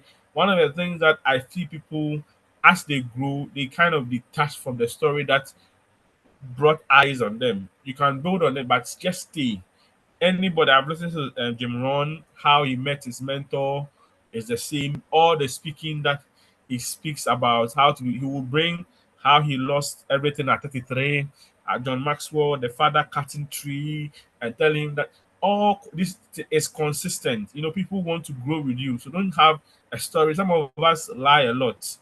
Get to a place where you begin to tell yourself the truth, and later you'll be okay to tell people the truth. Do not try to impress people. People don't really care anyway. But you would want to. There's an example that I gave. How do you see somebody who lies to you? There was somebody I was trying to help. I wanted to because when I went to visit where he was staying, it was so bad. I wanted to rent for the person. We were going out looking for the person, for a room for the person. All of a sudden, things started happening that it was not consistent with what he was doing. Immediately, the person that I was willing to even sacrifice and go and rent for, the lies that came made me lose interest in the person. So at the point the person calls me, I don't return the same energy. And up to now, the person is still staying in the same place and I've lost it because the person started lying to take money, and then later it all began to unveil. So that's how we feel when somebody lied to us. The same way when we do to ourselves, we lie to ourselves. So the first thing I want you to be build a consistent story in your head, which is true. Then that will lead you to attract the right audience. Be interested in who you want to connect with. Don't say Kwesi York is popular, so I want to know. If Kwesi York doesn't fit into your vision, here again, I've spoken about this, I've written about this, I've written about this for a very long time. As a professional, you must have an ecosystem of the people you want to connect with. Okay, so if you want to be a CEO or build a company on yourself, who do you need to know now? Build an ecosystem. You need somebody on HR. You need this. And so that when I come and I'm not in your picture, no matter who you are, I am not going to move the next step with you. Okay, character wise. So build those things so that you can attract the right audience. Then after establishing these three pillars, the R was you are reinforcing trust through the value you give. Okay, develop personal branding is a self-development. As you are developing yourself, you are building in public. You consider as you are growing up, you know, John Maxwell says that growing up naturally is not by is by accident, it's natural. But growing up mentally is something you must put in effort. Okay, so as we are sharing value, one of the things you'll be doing is that you'll be giving yourself is like your cup will be running over. Okay. And then the next thing you want to do is that you take your visibility serious. Visibility, how people have spoken about it. Don't do these three mistakes. I think five mistakes. Don't do them. Don't copy competitors. You can use them as a motivation tool. You can use them Hello, to sir. find gaps. Yeah, Please, I've left a message in your chat. yeah. Thank Okay. you. I'm not seeing it in my WhatsApp. But if you're talking about time, my time is not really up. So I'm monitoring myself. I don't know whether I started at 46, but I have like two slides to finish. I'll finish right now. All right. So don't compare competitors. Use them as a motivation to do not post without purpose. I really want you to stay off trends. Okay, chasing trends without building is something that I see most people do, but don't do that. Before you want to sell yourself, make sure you've established enough credibility. Visibility without credibility is just noise. Um, Focus on one clear message, one audience, and one clear value. And I'll choose consistency over variety all the time. All right. So if you are able to build a brand like that, people will recognize you. I've been to many places where people can figure me out. And when I want to buy my form to do my masters, someone I didn't know from Adam helped. I went to GCB. The person saw me and said, I have sent him a birthday message. You know, one of the things I do, I send people birthday messages. He said, "Oh, are you going to school? Hey, now you there? You won't stop learning because I've already done CC3 courses on LinkedIn." And then he said, "Oh, we are going to do your master. That's fine." He connected me with somebody who filled my forms for me, and then the forms that when you fill, you get admission letter on your email. I had my admission letter on a WhatsApp. This is what branding can help you, and opportunities. You know, as I said, I'm in a village. I work in a village, but opportunity has found me that I've gone to 7 universities last year to speak to, and other many places that I have no business going. And then trust will grow faster. Now I'm currently doing my thesis. I'm supposed to finish by April. Opportunities keep coming to me, and I can't even do them. I refer them to others. So this is what will happen to you if you're able to do what I'm just saying. So branding is just perception, reputation, marketing is just amplification, and then strategy is connecting the two long term. Do not rush to be visible now. Build it right. Have the right foundation. With time, it will come true. Right. So thank you for being here. Let's build our brands. Is clear, clarity of purpose, credible, and then impactful. Thank you very much for having me. I think I did justice to my time. I believe so. All right, over to you, Maggie. Thank you very much, Mr. Kwesi. Great. This was really an insightful section. Please, if this section shifted your mindset, kindly type game changer in the chat. Let's see. That was great. Thank you so much, Mr. Kwesi. Great. Emanuela says game changer. Wow.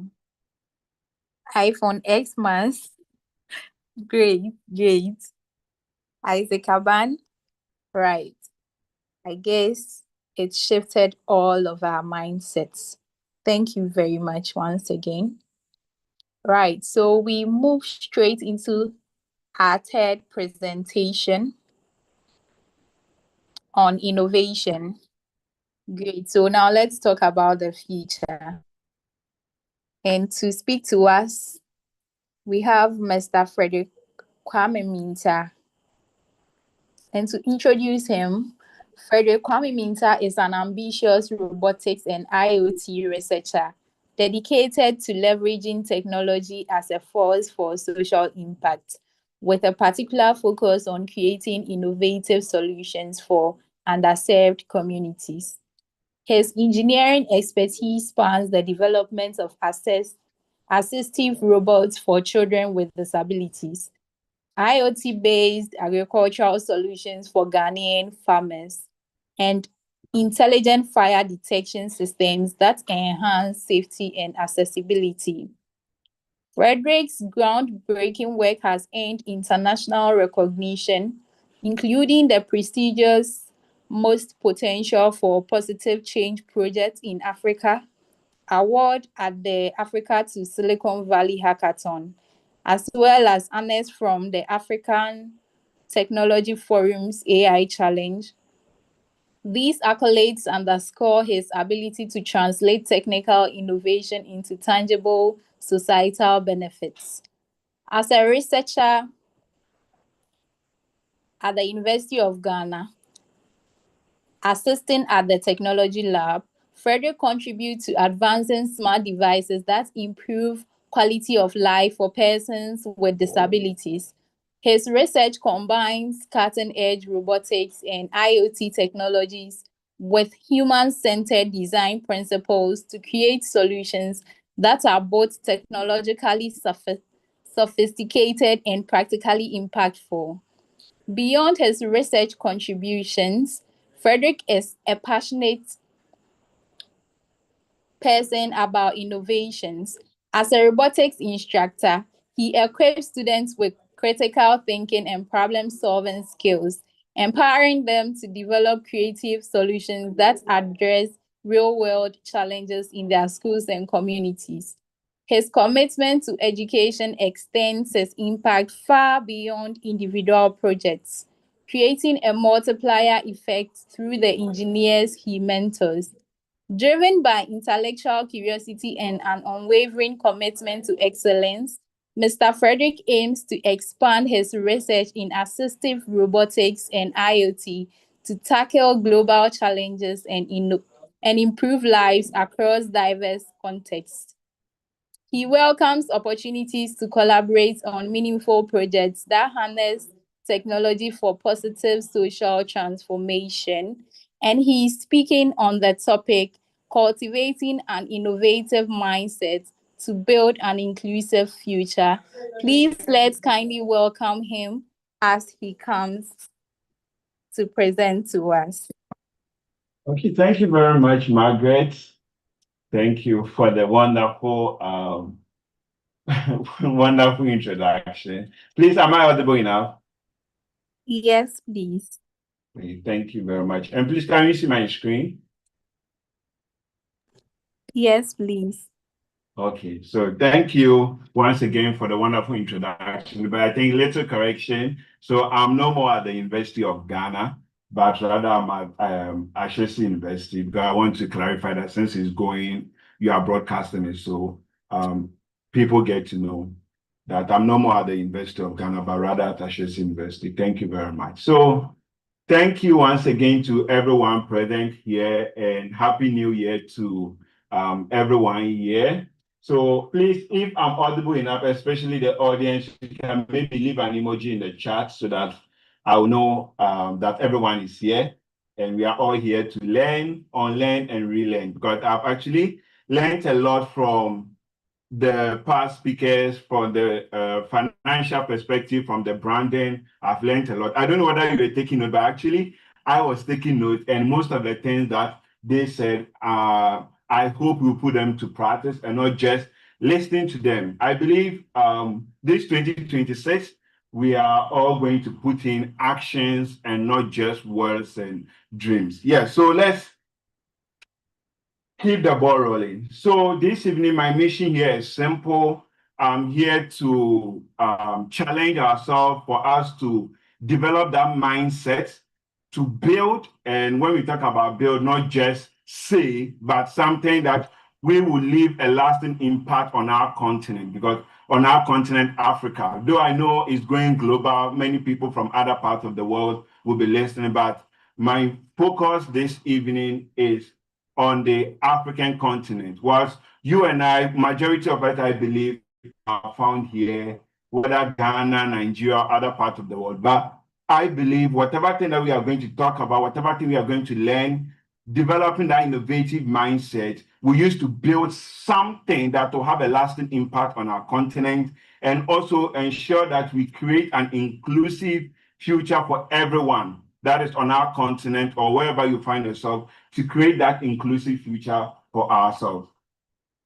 So I think we have been hearing this word, we have been getting this phrase that the future is tomorrow. I think when we were growing up, especially in Ghana here, where if you attended maybe basic school in Ghana, most of the same from our teachers, even in the university, they mostly referred the future as tomorrow, that we are the leaders of tomorrow, we are the future leaders for tomorrow. This evening, I want us to have a change of mind. The future is not tomorrow. The future is not 10 years to come. The future is now. We are living in an age and days where the impossibilities are now made possible. Things that previously we were thinking some aliens were the ones having access to, or some superhumans were the ones having access to. In our days and age, everyone, once you can breathe, once you can live, once you have access to technology, you have that future. So the future is now. So if, let's say, you are during, I know in Ghana here, 31st night, or if you look at the population, over 85% of the population, we sit down to plan our goals, we sit down to draw our whatever New Year resolutions and other. Some of the things are there, we shape them. Okay, this one, I'm looking at achieving it in the next 5-10 years to come. I want you tonight, sit down, think about it. And that thing that you shifted to 10 years time, bring it closer to yourself. See that you are living in the future, and anything you have to do it now. If we sit down to say future, then it means whatever thing we are going to create, by the time we get to that future, you are referring to that 10 years, 5 years, 2 years, 1 year you are referring to, by the time we get there, it will be outmoded. That means we will not live to celebrate that anymore. But if we are talking about the future now, it means that there is the need, there is that urgency for that thing that you are thinking of coming up with, you are thinking of creating. So this evening, as I'm even beginning the main thing, I want you to have a shift in mind, a shift in focus. Tell yourself that the future is not 10 years to come. The future is not after you get that degree. The future is not after you get that master, that PhD. The future is now. And whatever you need to do, you should begin now. Now, another thing, I want us to look at one keyword in the whole thing, the theme that we have for the year, which the main keyword I picked up from the word was innovation. And I just tried to come up with something small on my slides, which says innovation is not just technology. That is the main thing I want you to put at the back of your mind. When we talk about innovation, it's not just about technology. That most of the time we refer to that when something comes and there's no, that we don't hear about sometimes robotics, AI, we feel like that thing that we are working about is not innovation. Please, let's have a change in mind. When we talk about innovation, though technology plays a key role in it, but innovation is not only about technology, you building the latest application, you coming up with the latest robot or whatever, that give the name innovation. No, whatever thing that your hand finds doing, where you change, where you make that element, where people get to appreciate, where the current days and age get to appreciate, that becomes an innovation. I know we have this phrase. I think whenever we are changing anything around our home, we use that statement, we are what? Renovating. I want you to have that word to at the back of your mind. If, for example, you were previously, let's say, selling Indomie on a tabletop, just people in your locality, people in your area that get to know about it. Taking that food from that tabletop and making a search that though you are in Kumasi, but somebody in Accra get to hear about you, that also becomes what? An innovation. That means that not only the people that are around you that get to see that get to use that get to benefit from whatever thing that you are coming up with, but anybody from different parts of the world, from different locality, getting to see that, appreciating whatever thing that you are doing or whatever thing that you are creating, that makes it what? An innovation. So I want you again to look at something. It says what? It's a mindset that encourages creative solutions to problems. So your ability to coming up with something that solves the needs of people makes that thing that you are building, that thing that you are creating, that thing that you are coming up with what? Innovative. So don't think that, oh, because me, I am doing this, it means there's no need for me to attach anything that to make it innovative. Let me still continue the traditional way. Let me still continue the way that I'm doing things. No, the moment you have a change of mind, you add that element where people from other parts of the world, not just only your immediate customers, not just only your immediate friends, but other people from different parts of the world getting to see, and that same thing having impact on them, that becomes an innovation. And I want you to understand that the first thing you need to deal with is your mindset. So I think, the next slide, know how you think. I want you and I to really, in this few seconds, I want you to just reflect on yourself. I believe wherever that we are, we have majority of the people either being students, some being workers or other things. Wherever you find yourself, I want you to just reflect.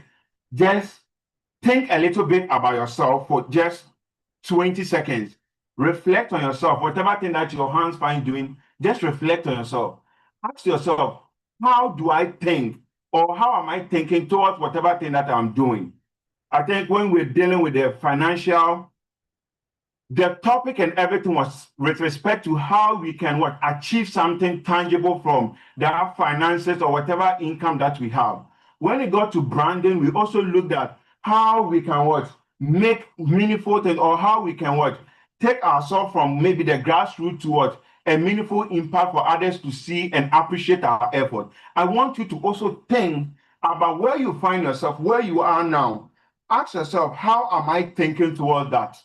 The work that I'm doing, the skills that I am learning, the community I find myself in, the society I find myself in, the club that I find myself in. Ask yourself, how do I think?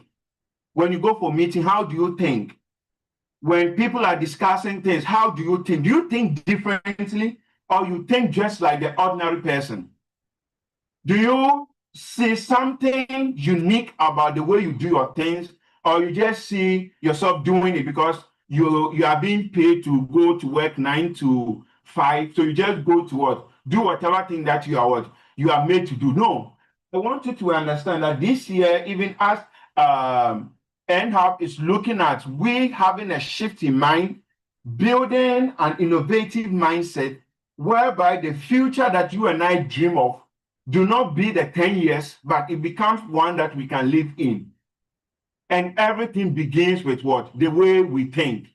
There's a saying that if you want to hide something from the black man, hide it in a book. When the speaker was speaking, he made mention of the number of books he reads, the number of research he does.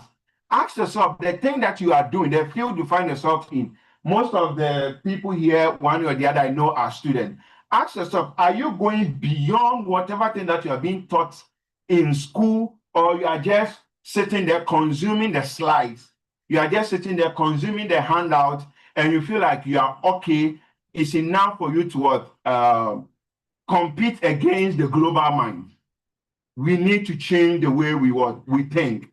Our thinking needs to change this year. Our thinking needs to change as members of NHAB, Lagos Hub. Our thinking needs to change as youth. Our thinking needs to change as Africans. Thinking needs to change as humans. Whatever you are doing, you need to think in a different way. That makes you unique, and that makes you bring that impact that can change life and transform our continent. Another thing that I want us to look at is, aside the thinking, I believe there are many people here that 2025, that was last year, we started some fantastic thing, one way or the other, by maybe joining a webinar from NHAB, where you were inspired, where you were motivated, where you saw somebody doing something fantastic on LinkedIn and you decided to do, but you ended up failing. You ended up not being able to achieve that same goal as that person. I want you this evening, as you have thought about the way you think, also have this in your mind, that whenever that failure that you had in 2025, this year, 2026, it should rather be a stepping stone for you. It should be something that gives you that strength, gives you that motivation, knowing that you are no more starting from zero. You are no more starting from stage one, but you are starting with experience, because you failed in stage one. Doesn't mean when you are starting in stage two that you are supposed to you are going to repeat that same failure, but rather you fail forward.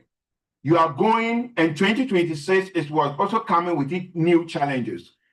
2026 is coming with its new way of thinking. So there are going to be challenges that will come all right. There are going to be failures that are coming all right, but you don't just remain there. You get up, brush yourself, and continue the journey. I believe most of us, whether Christian or whatever, even our holy books tend to encourage us on that. You don't have to stay where you are. You always have to strive forward. You have to move forward.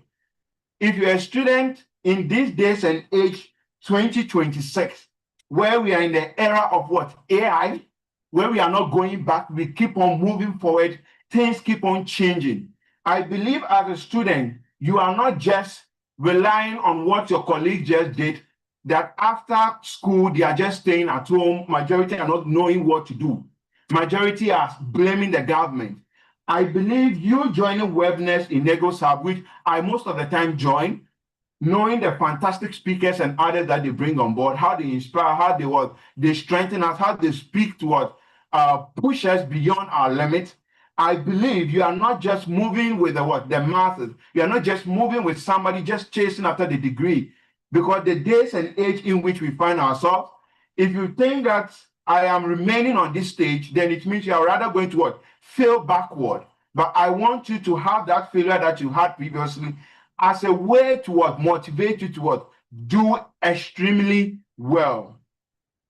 Another thing I want us to look out for is inclusion matters. That is, I want you to look at it in this form. When I'm talking about the inclusion, I'm not only talking about maybe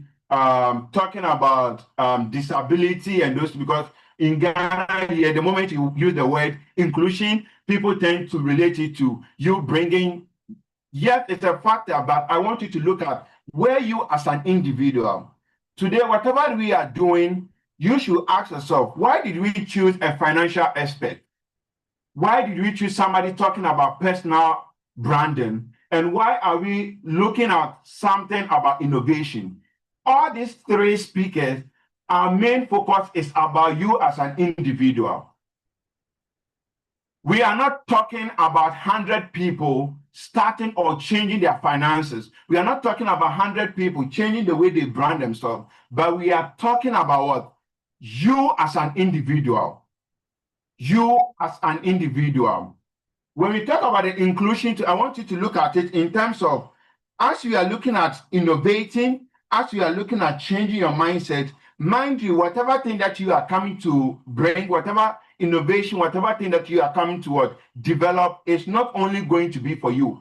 It's not going to be for your friends only. It's not going to be for, let's say, your immediate family, but it's going to be for a mass people, like large number of people. So in these days and age, in this year 2026, wherever you find yourself, have that in mind.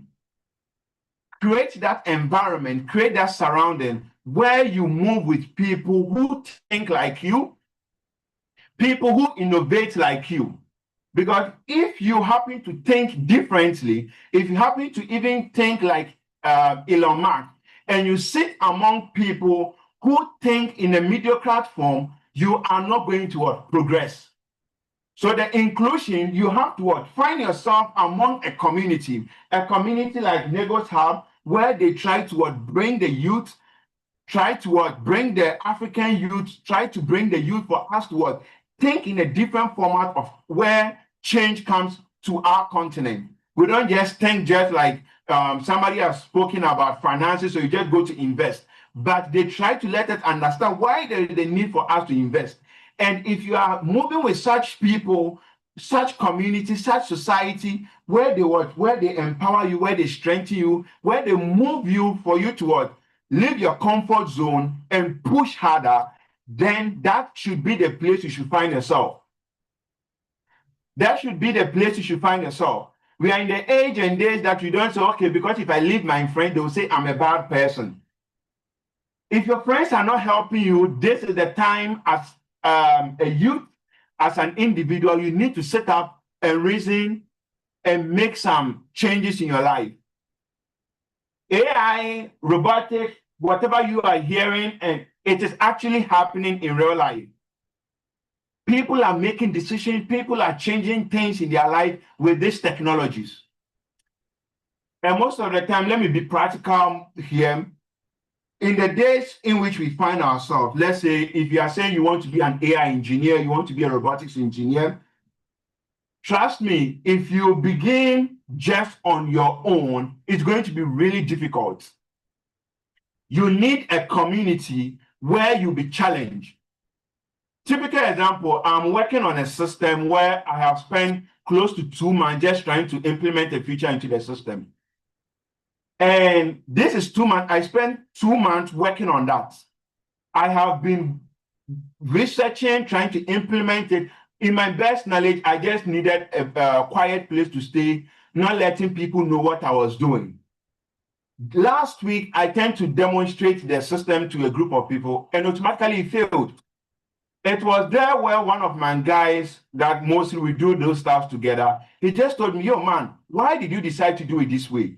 there is already a resource that approaches it in this different perspective. And I just took his idea, based on his idea, I just did it within 2 hours, and the problem was solved. This is something I spent 2 months to do. Always in my room during the Christmas season, there was nothing like break for me because I wanted to do it. I was still spending time to do it.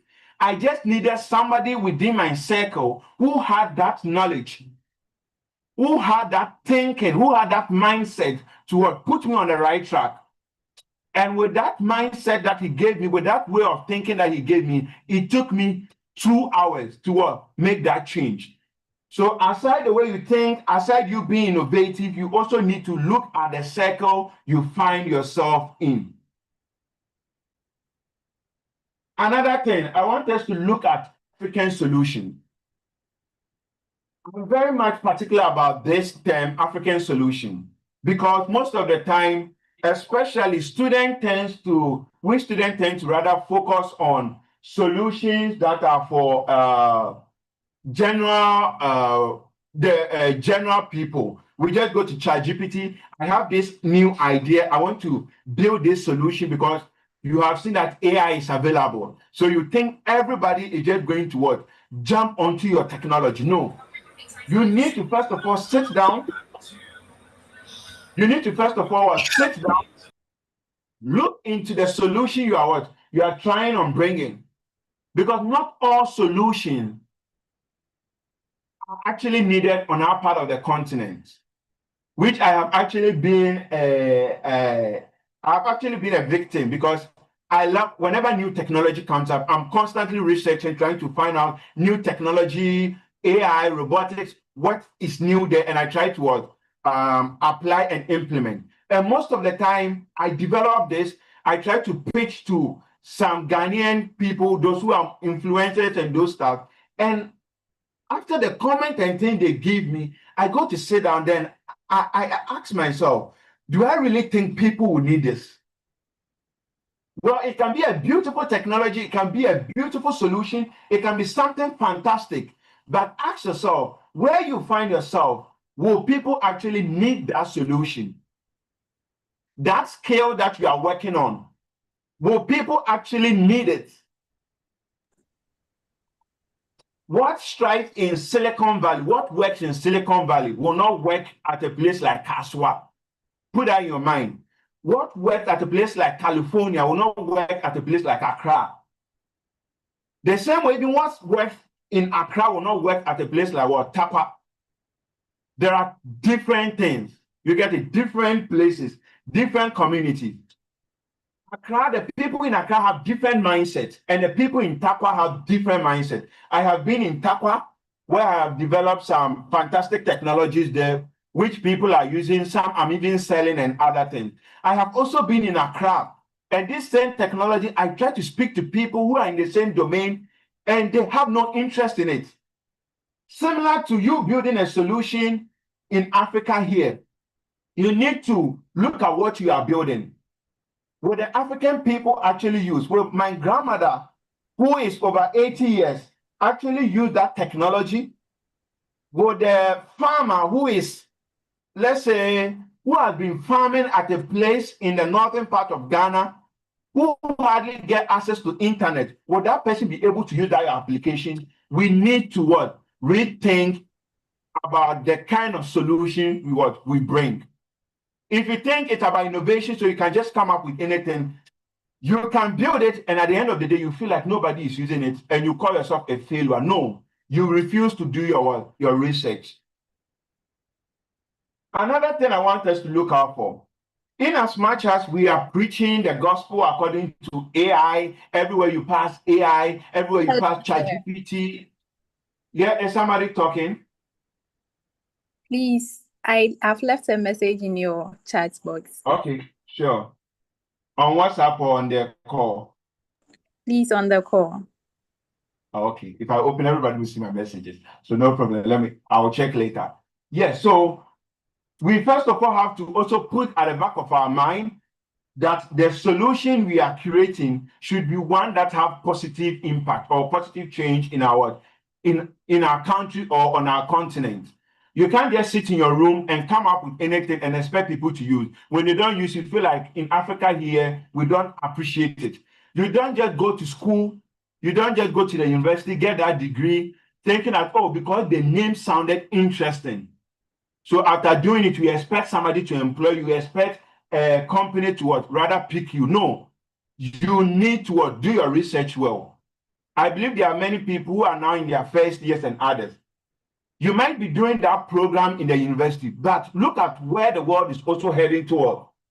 Look at where the world is heading. You might be doing public administration, history, and other. I'm not saying it's bad, but look at it, because right now, if people want information, people want to know history about something, they do not call the historian.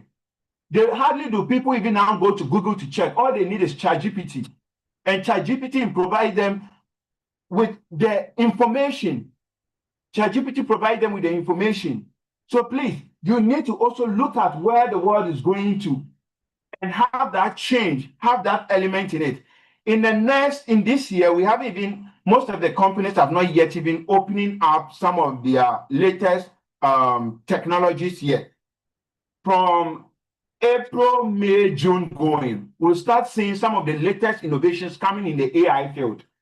And some companies that decided not to what, change the way their processes, the way they do things, is going to be very difficult for them to what, survive. So you need to also think in that direction. Now, let's look at something. After me giving the problems and other things that actually worries us, the youth, worries us, the innovators and other things, I want us to also look at this about we starting right and some of the actions we need to what we need to take. I have spoken about most of this already, so I'll just go through with you. You need to think differently. I've already spoken about it. Think differently as a person.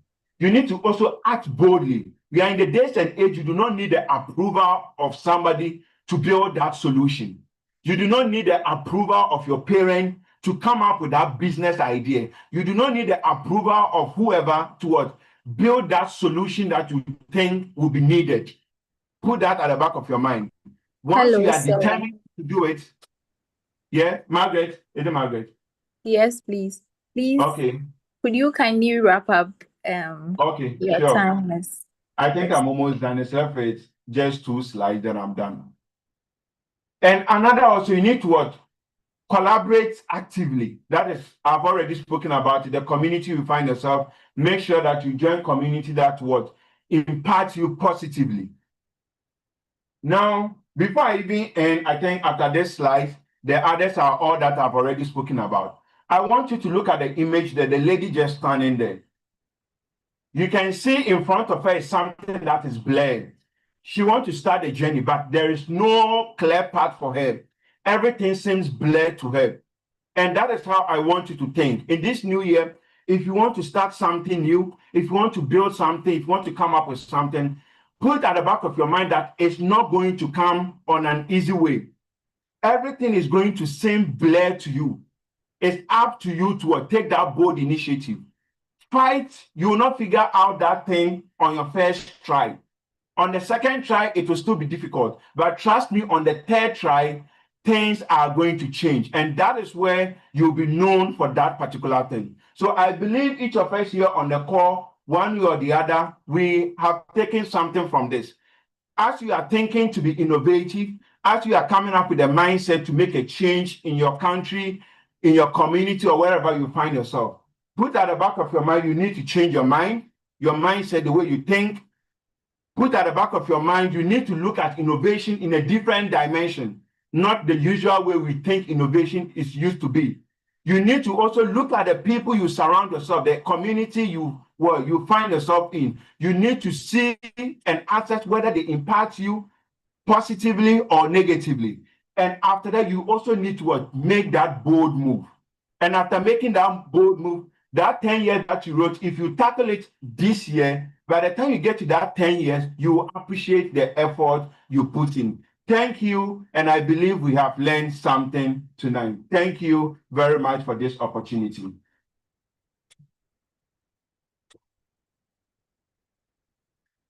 great. Thank you very much, sir. Wow. I'm inspired. Are you inspired? Wow, this was amazing. If you are, let's see. Give us some fire emojis.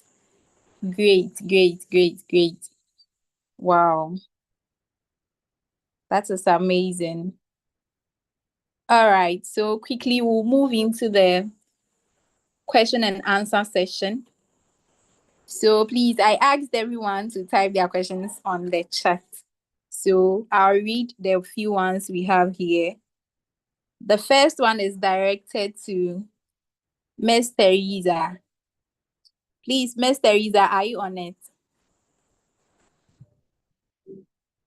Yes, fire away, please. Okay, so please, the question is, this was typed by Isaac Aban. And he says that, how long should I hold a stock before expecting my profit? Okay. Isaac, thank you for the question. So, the profit in terms of stock lingua is called dividend. So when you invest in a company and they give you the return, the name of that return or the profit is called dividend. So let me type it so that you get to know what it is exactly. So it depends on the profitability of the business. There are companies that pay dividends every month, okay? And there are companies that pay dividend every 6 months. There are companies that pay dividend every 3 months, and there are companies that pay dividend every year. And there are companies that do not pay dividend at all. So yeah, it's not one size fits all. It depends on the profitability of the business.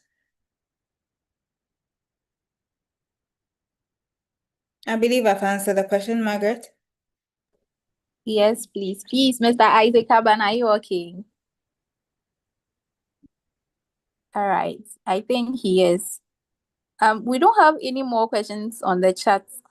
I don't know if anyone has a question and would like to unmute and speak. If you have a question, we are taking just 2 questions since you didn't type them in the box. So anyone, if you are ready, you can raise up your hands and I'll call you. Okay, I think there's none or... Okay, Bernard Yadu. All right, kindly unmute and speak. Hello, Bernard. Okay, I think I think he's not aware his hand is up. All right, so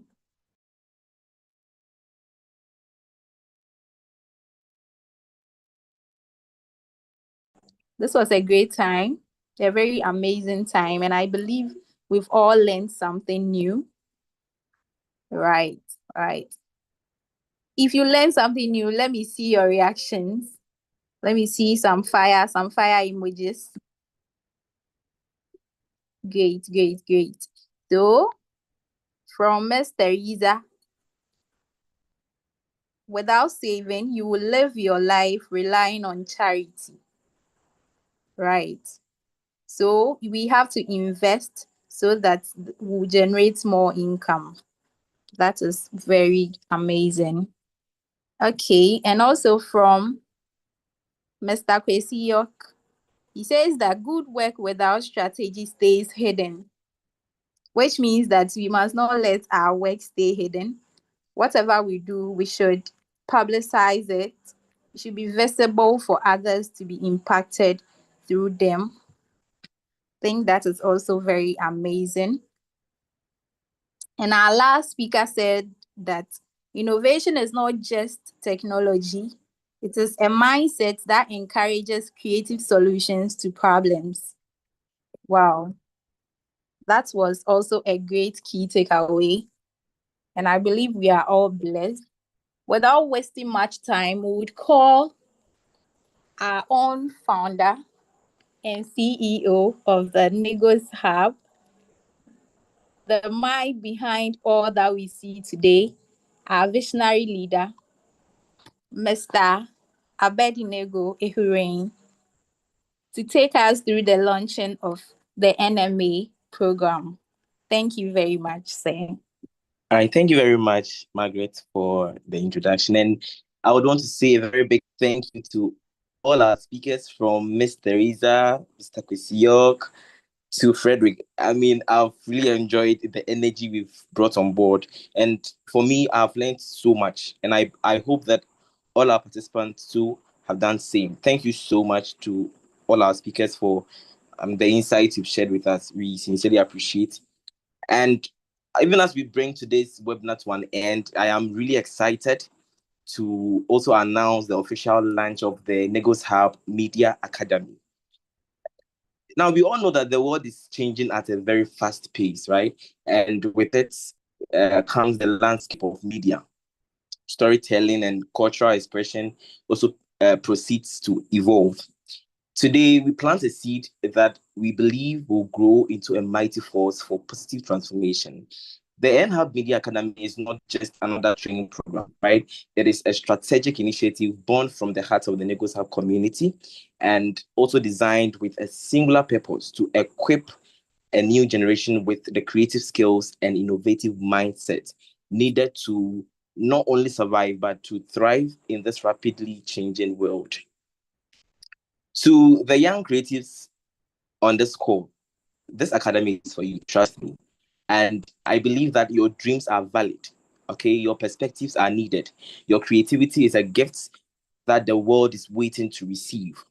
So on this note, we invite you to step forward, to embrace this opportunity, and also to join us in this transformative journey. Now, in view of this, I would want to officially announce that the Negos Hub Media Academy has been launched. Thank you very much. Margaret, over to you. Oh, wow. Wow, wow, wow, wow. NMA has come to stay. Let's take the advantage and make good use of it. Let's register. Whatever you want to learn, just come and you'll be taught as expected. All right. So we'll take our closing remarks from our very own Vice President of the NMA, Mr. Akins Nyako. Please, with a round of reactions, some fire emojis, let's welcome him, even as he gives us the closing remarks. All right, thank you very much, Margaret. I must say this is one of my favorite webinars that I've enjoyed. Not because of the submissions alone, but because of the impact that they have had on me today. Because there are many things that I have learned, and I believe that anybody who joined this webinar, the 2 hours or more than that you have spent here, it's worth it, because you have learned actually a lot from them. And then to add up a little to what Abednego has said, the hub, one of the things that we pay attention to is that equipping you with the skills that you will need so that you'll be ready for the market out there. The competition is hard, as Frederick made mention of. Aside your degree, what else can you offer to the markets out there? And that is what Negos Hub is working on too. So we are there to equip you with all the skills that you need, and make sure that once you are out of school, your degree is, even if your degree is not provided with a job, you are equipped with skill that you can start something on your own. So I would like to take this opportunity to first thank all our speakers for their exceptional delivery on the topics that we gave them. And also I will thank the organizers of this webinar. I also thank you, the participants, for staying with us all these hours or these minutes and learning from us. And I will also plead that all of you should follow our platforms, our social media platforms, so that if any information comes to you, you get notified and then you stay tuned with us. Thank you very much for the opportunity, and thank you for joining us today. Thank you very much, Mr. Akins Nyako, our big boss and the Vice President. All right, so before we wrap up, I have a few quick announcements to share. First of all, the 7th cohort of the NST program, the Negos Hub Skill Training Program, will be starting very soon. The good news is that Migos Hub members will receive a discount on any of the NST courses. So please take advantage of this opportunity. The NST program is an initiative by the Migos Hub and is focused on empowering young people by equipping them with industry relevant skills that prepare them for the real world. Also, the Migos Hub Media Academy, the NMA portal, will be opening soon for enrollment. So kindly stay alert and look out for the announcement. If you are interested in joining the Migos Hub community, you can simply visit www.migoshub.com/join to sign up. Lastly, we also offer services such as website development, graphic design for programs, social media management, video editing, and what have you. If you need any of these services, please feel free to reach out to me on. So please, I'm giving out my contact in case you want to reach out. I'll also put it in the chat. 059 426 7782. Great. So to wrap up, if you are glad you attended this session, kindly type worth it in the chat. Let's see. Are you excited? Are you excited you joined? Great. Wow. It was really an incredible one.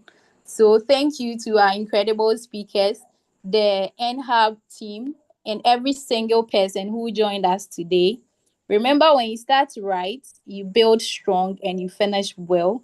Have an amazing evening, everyone, and see you at the next NHub event. Bye.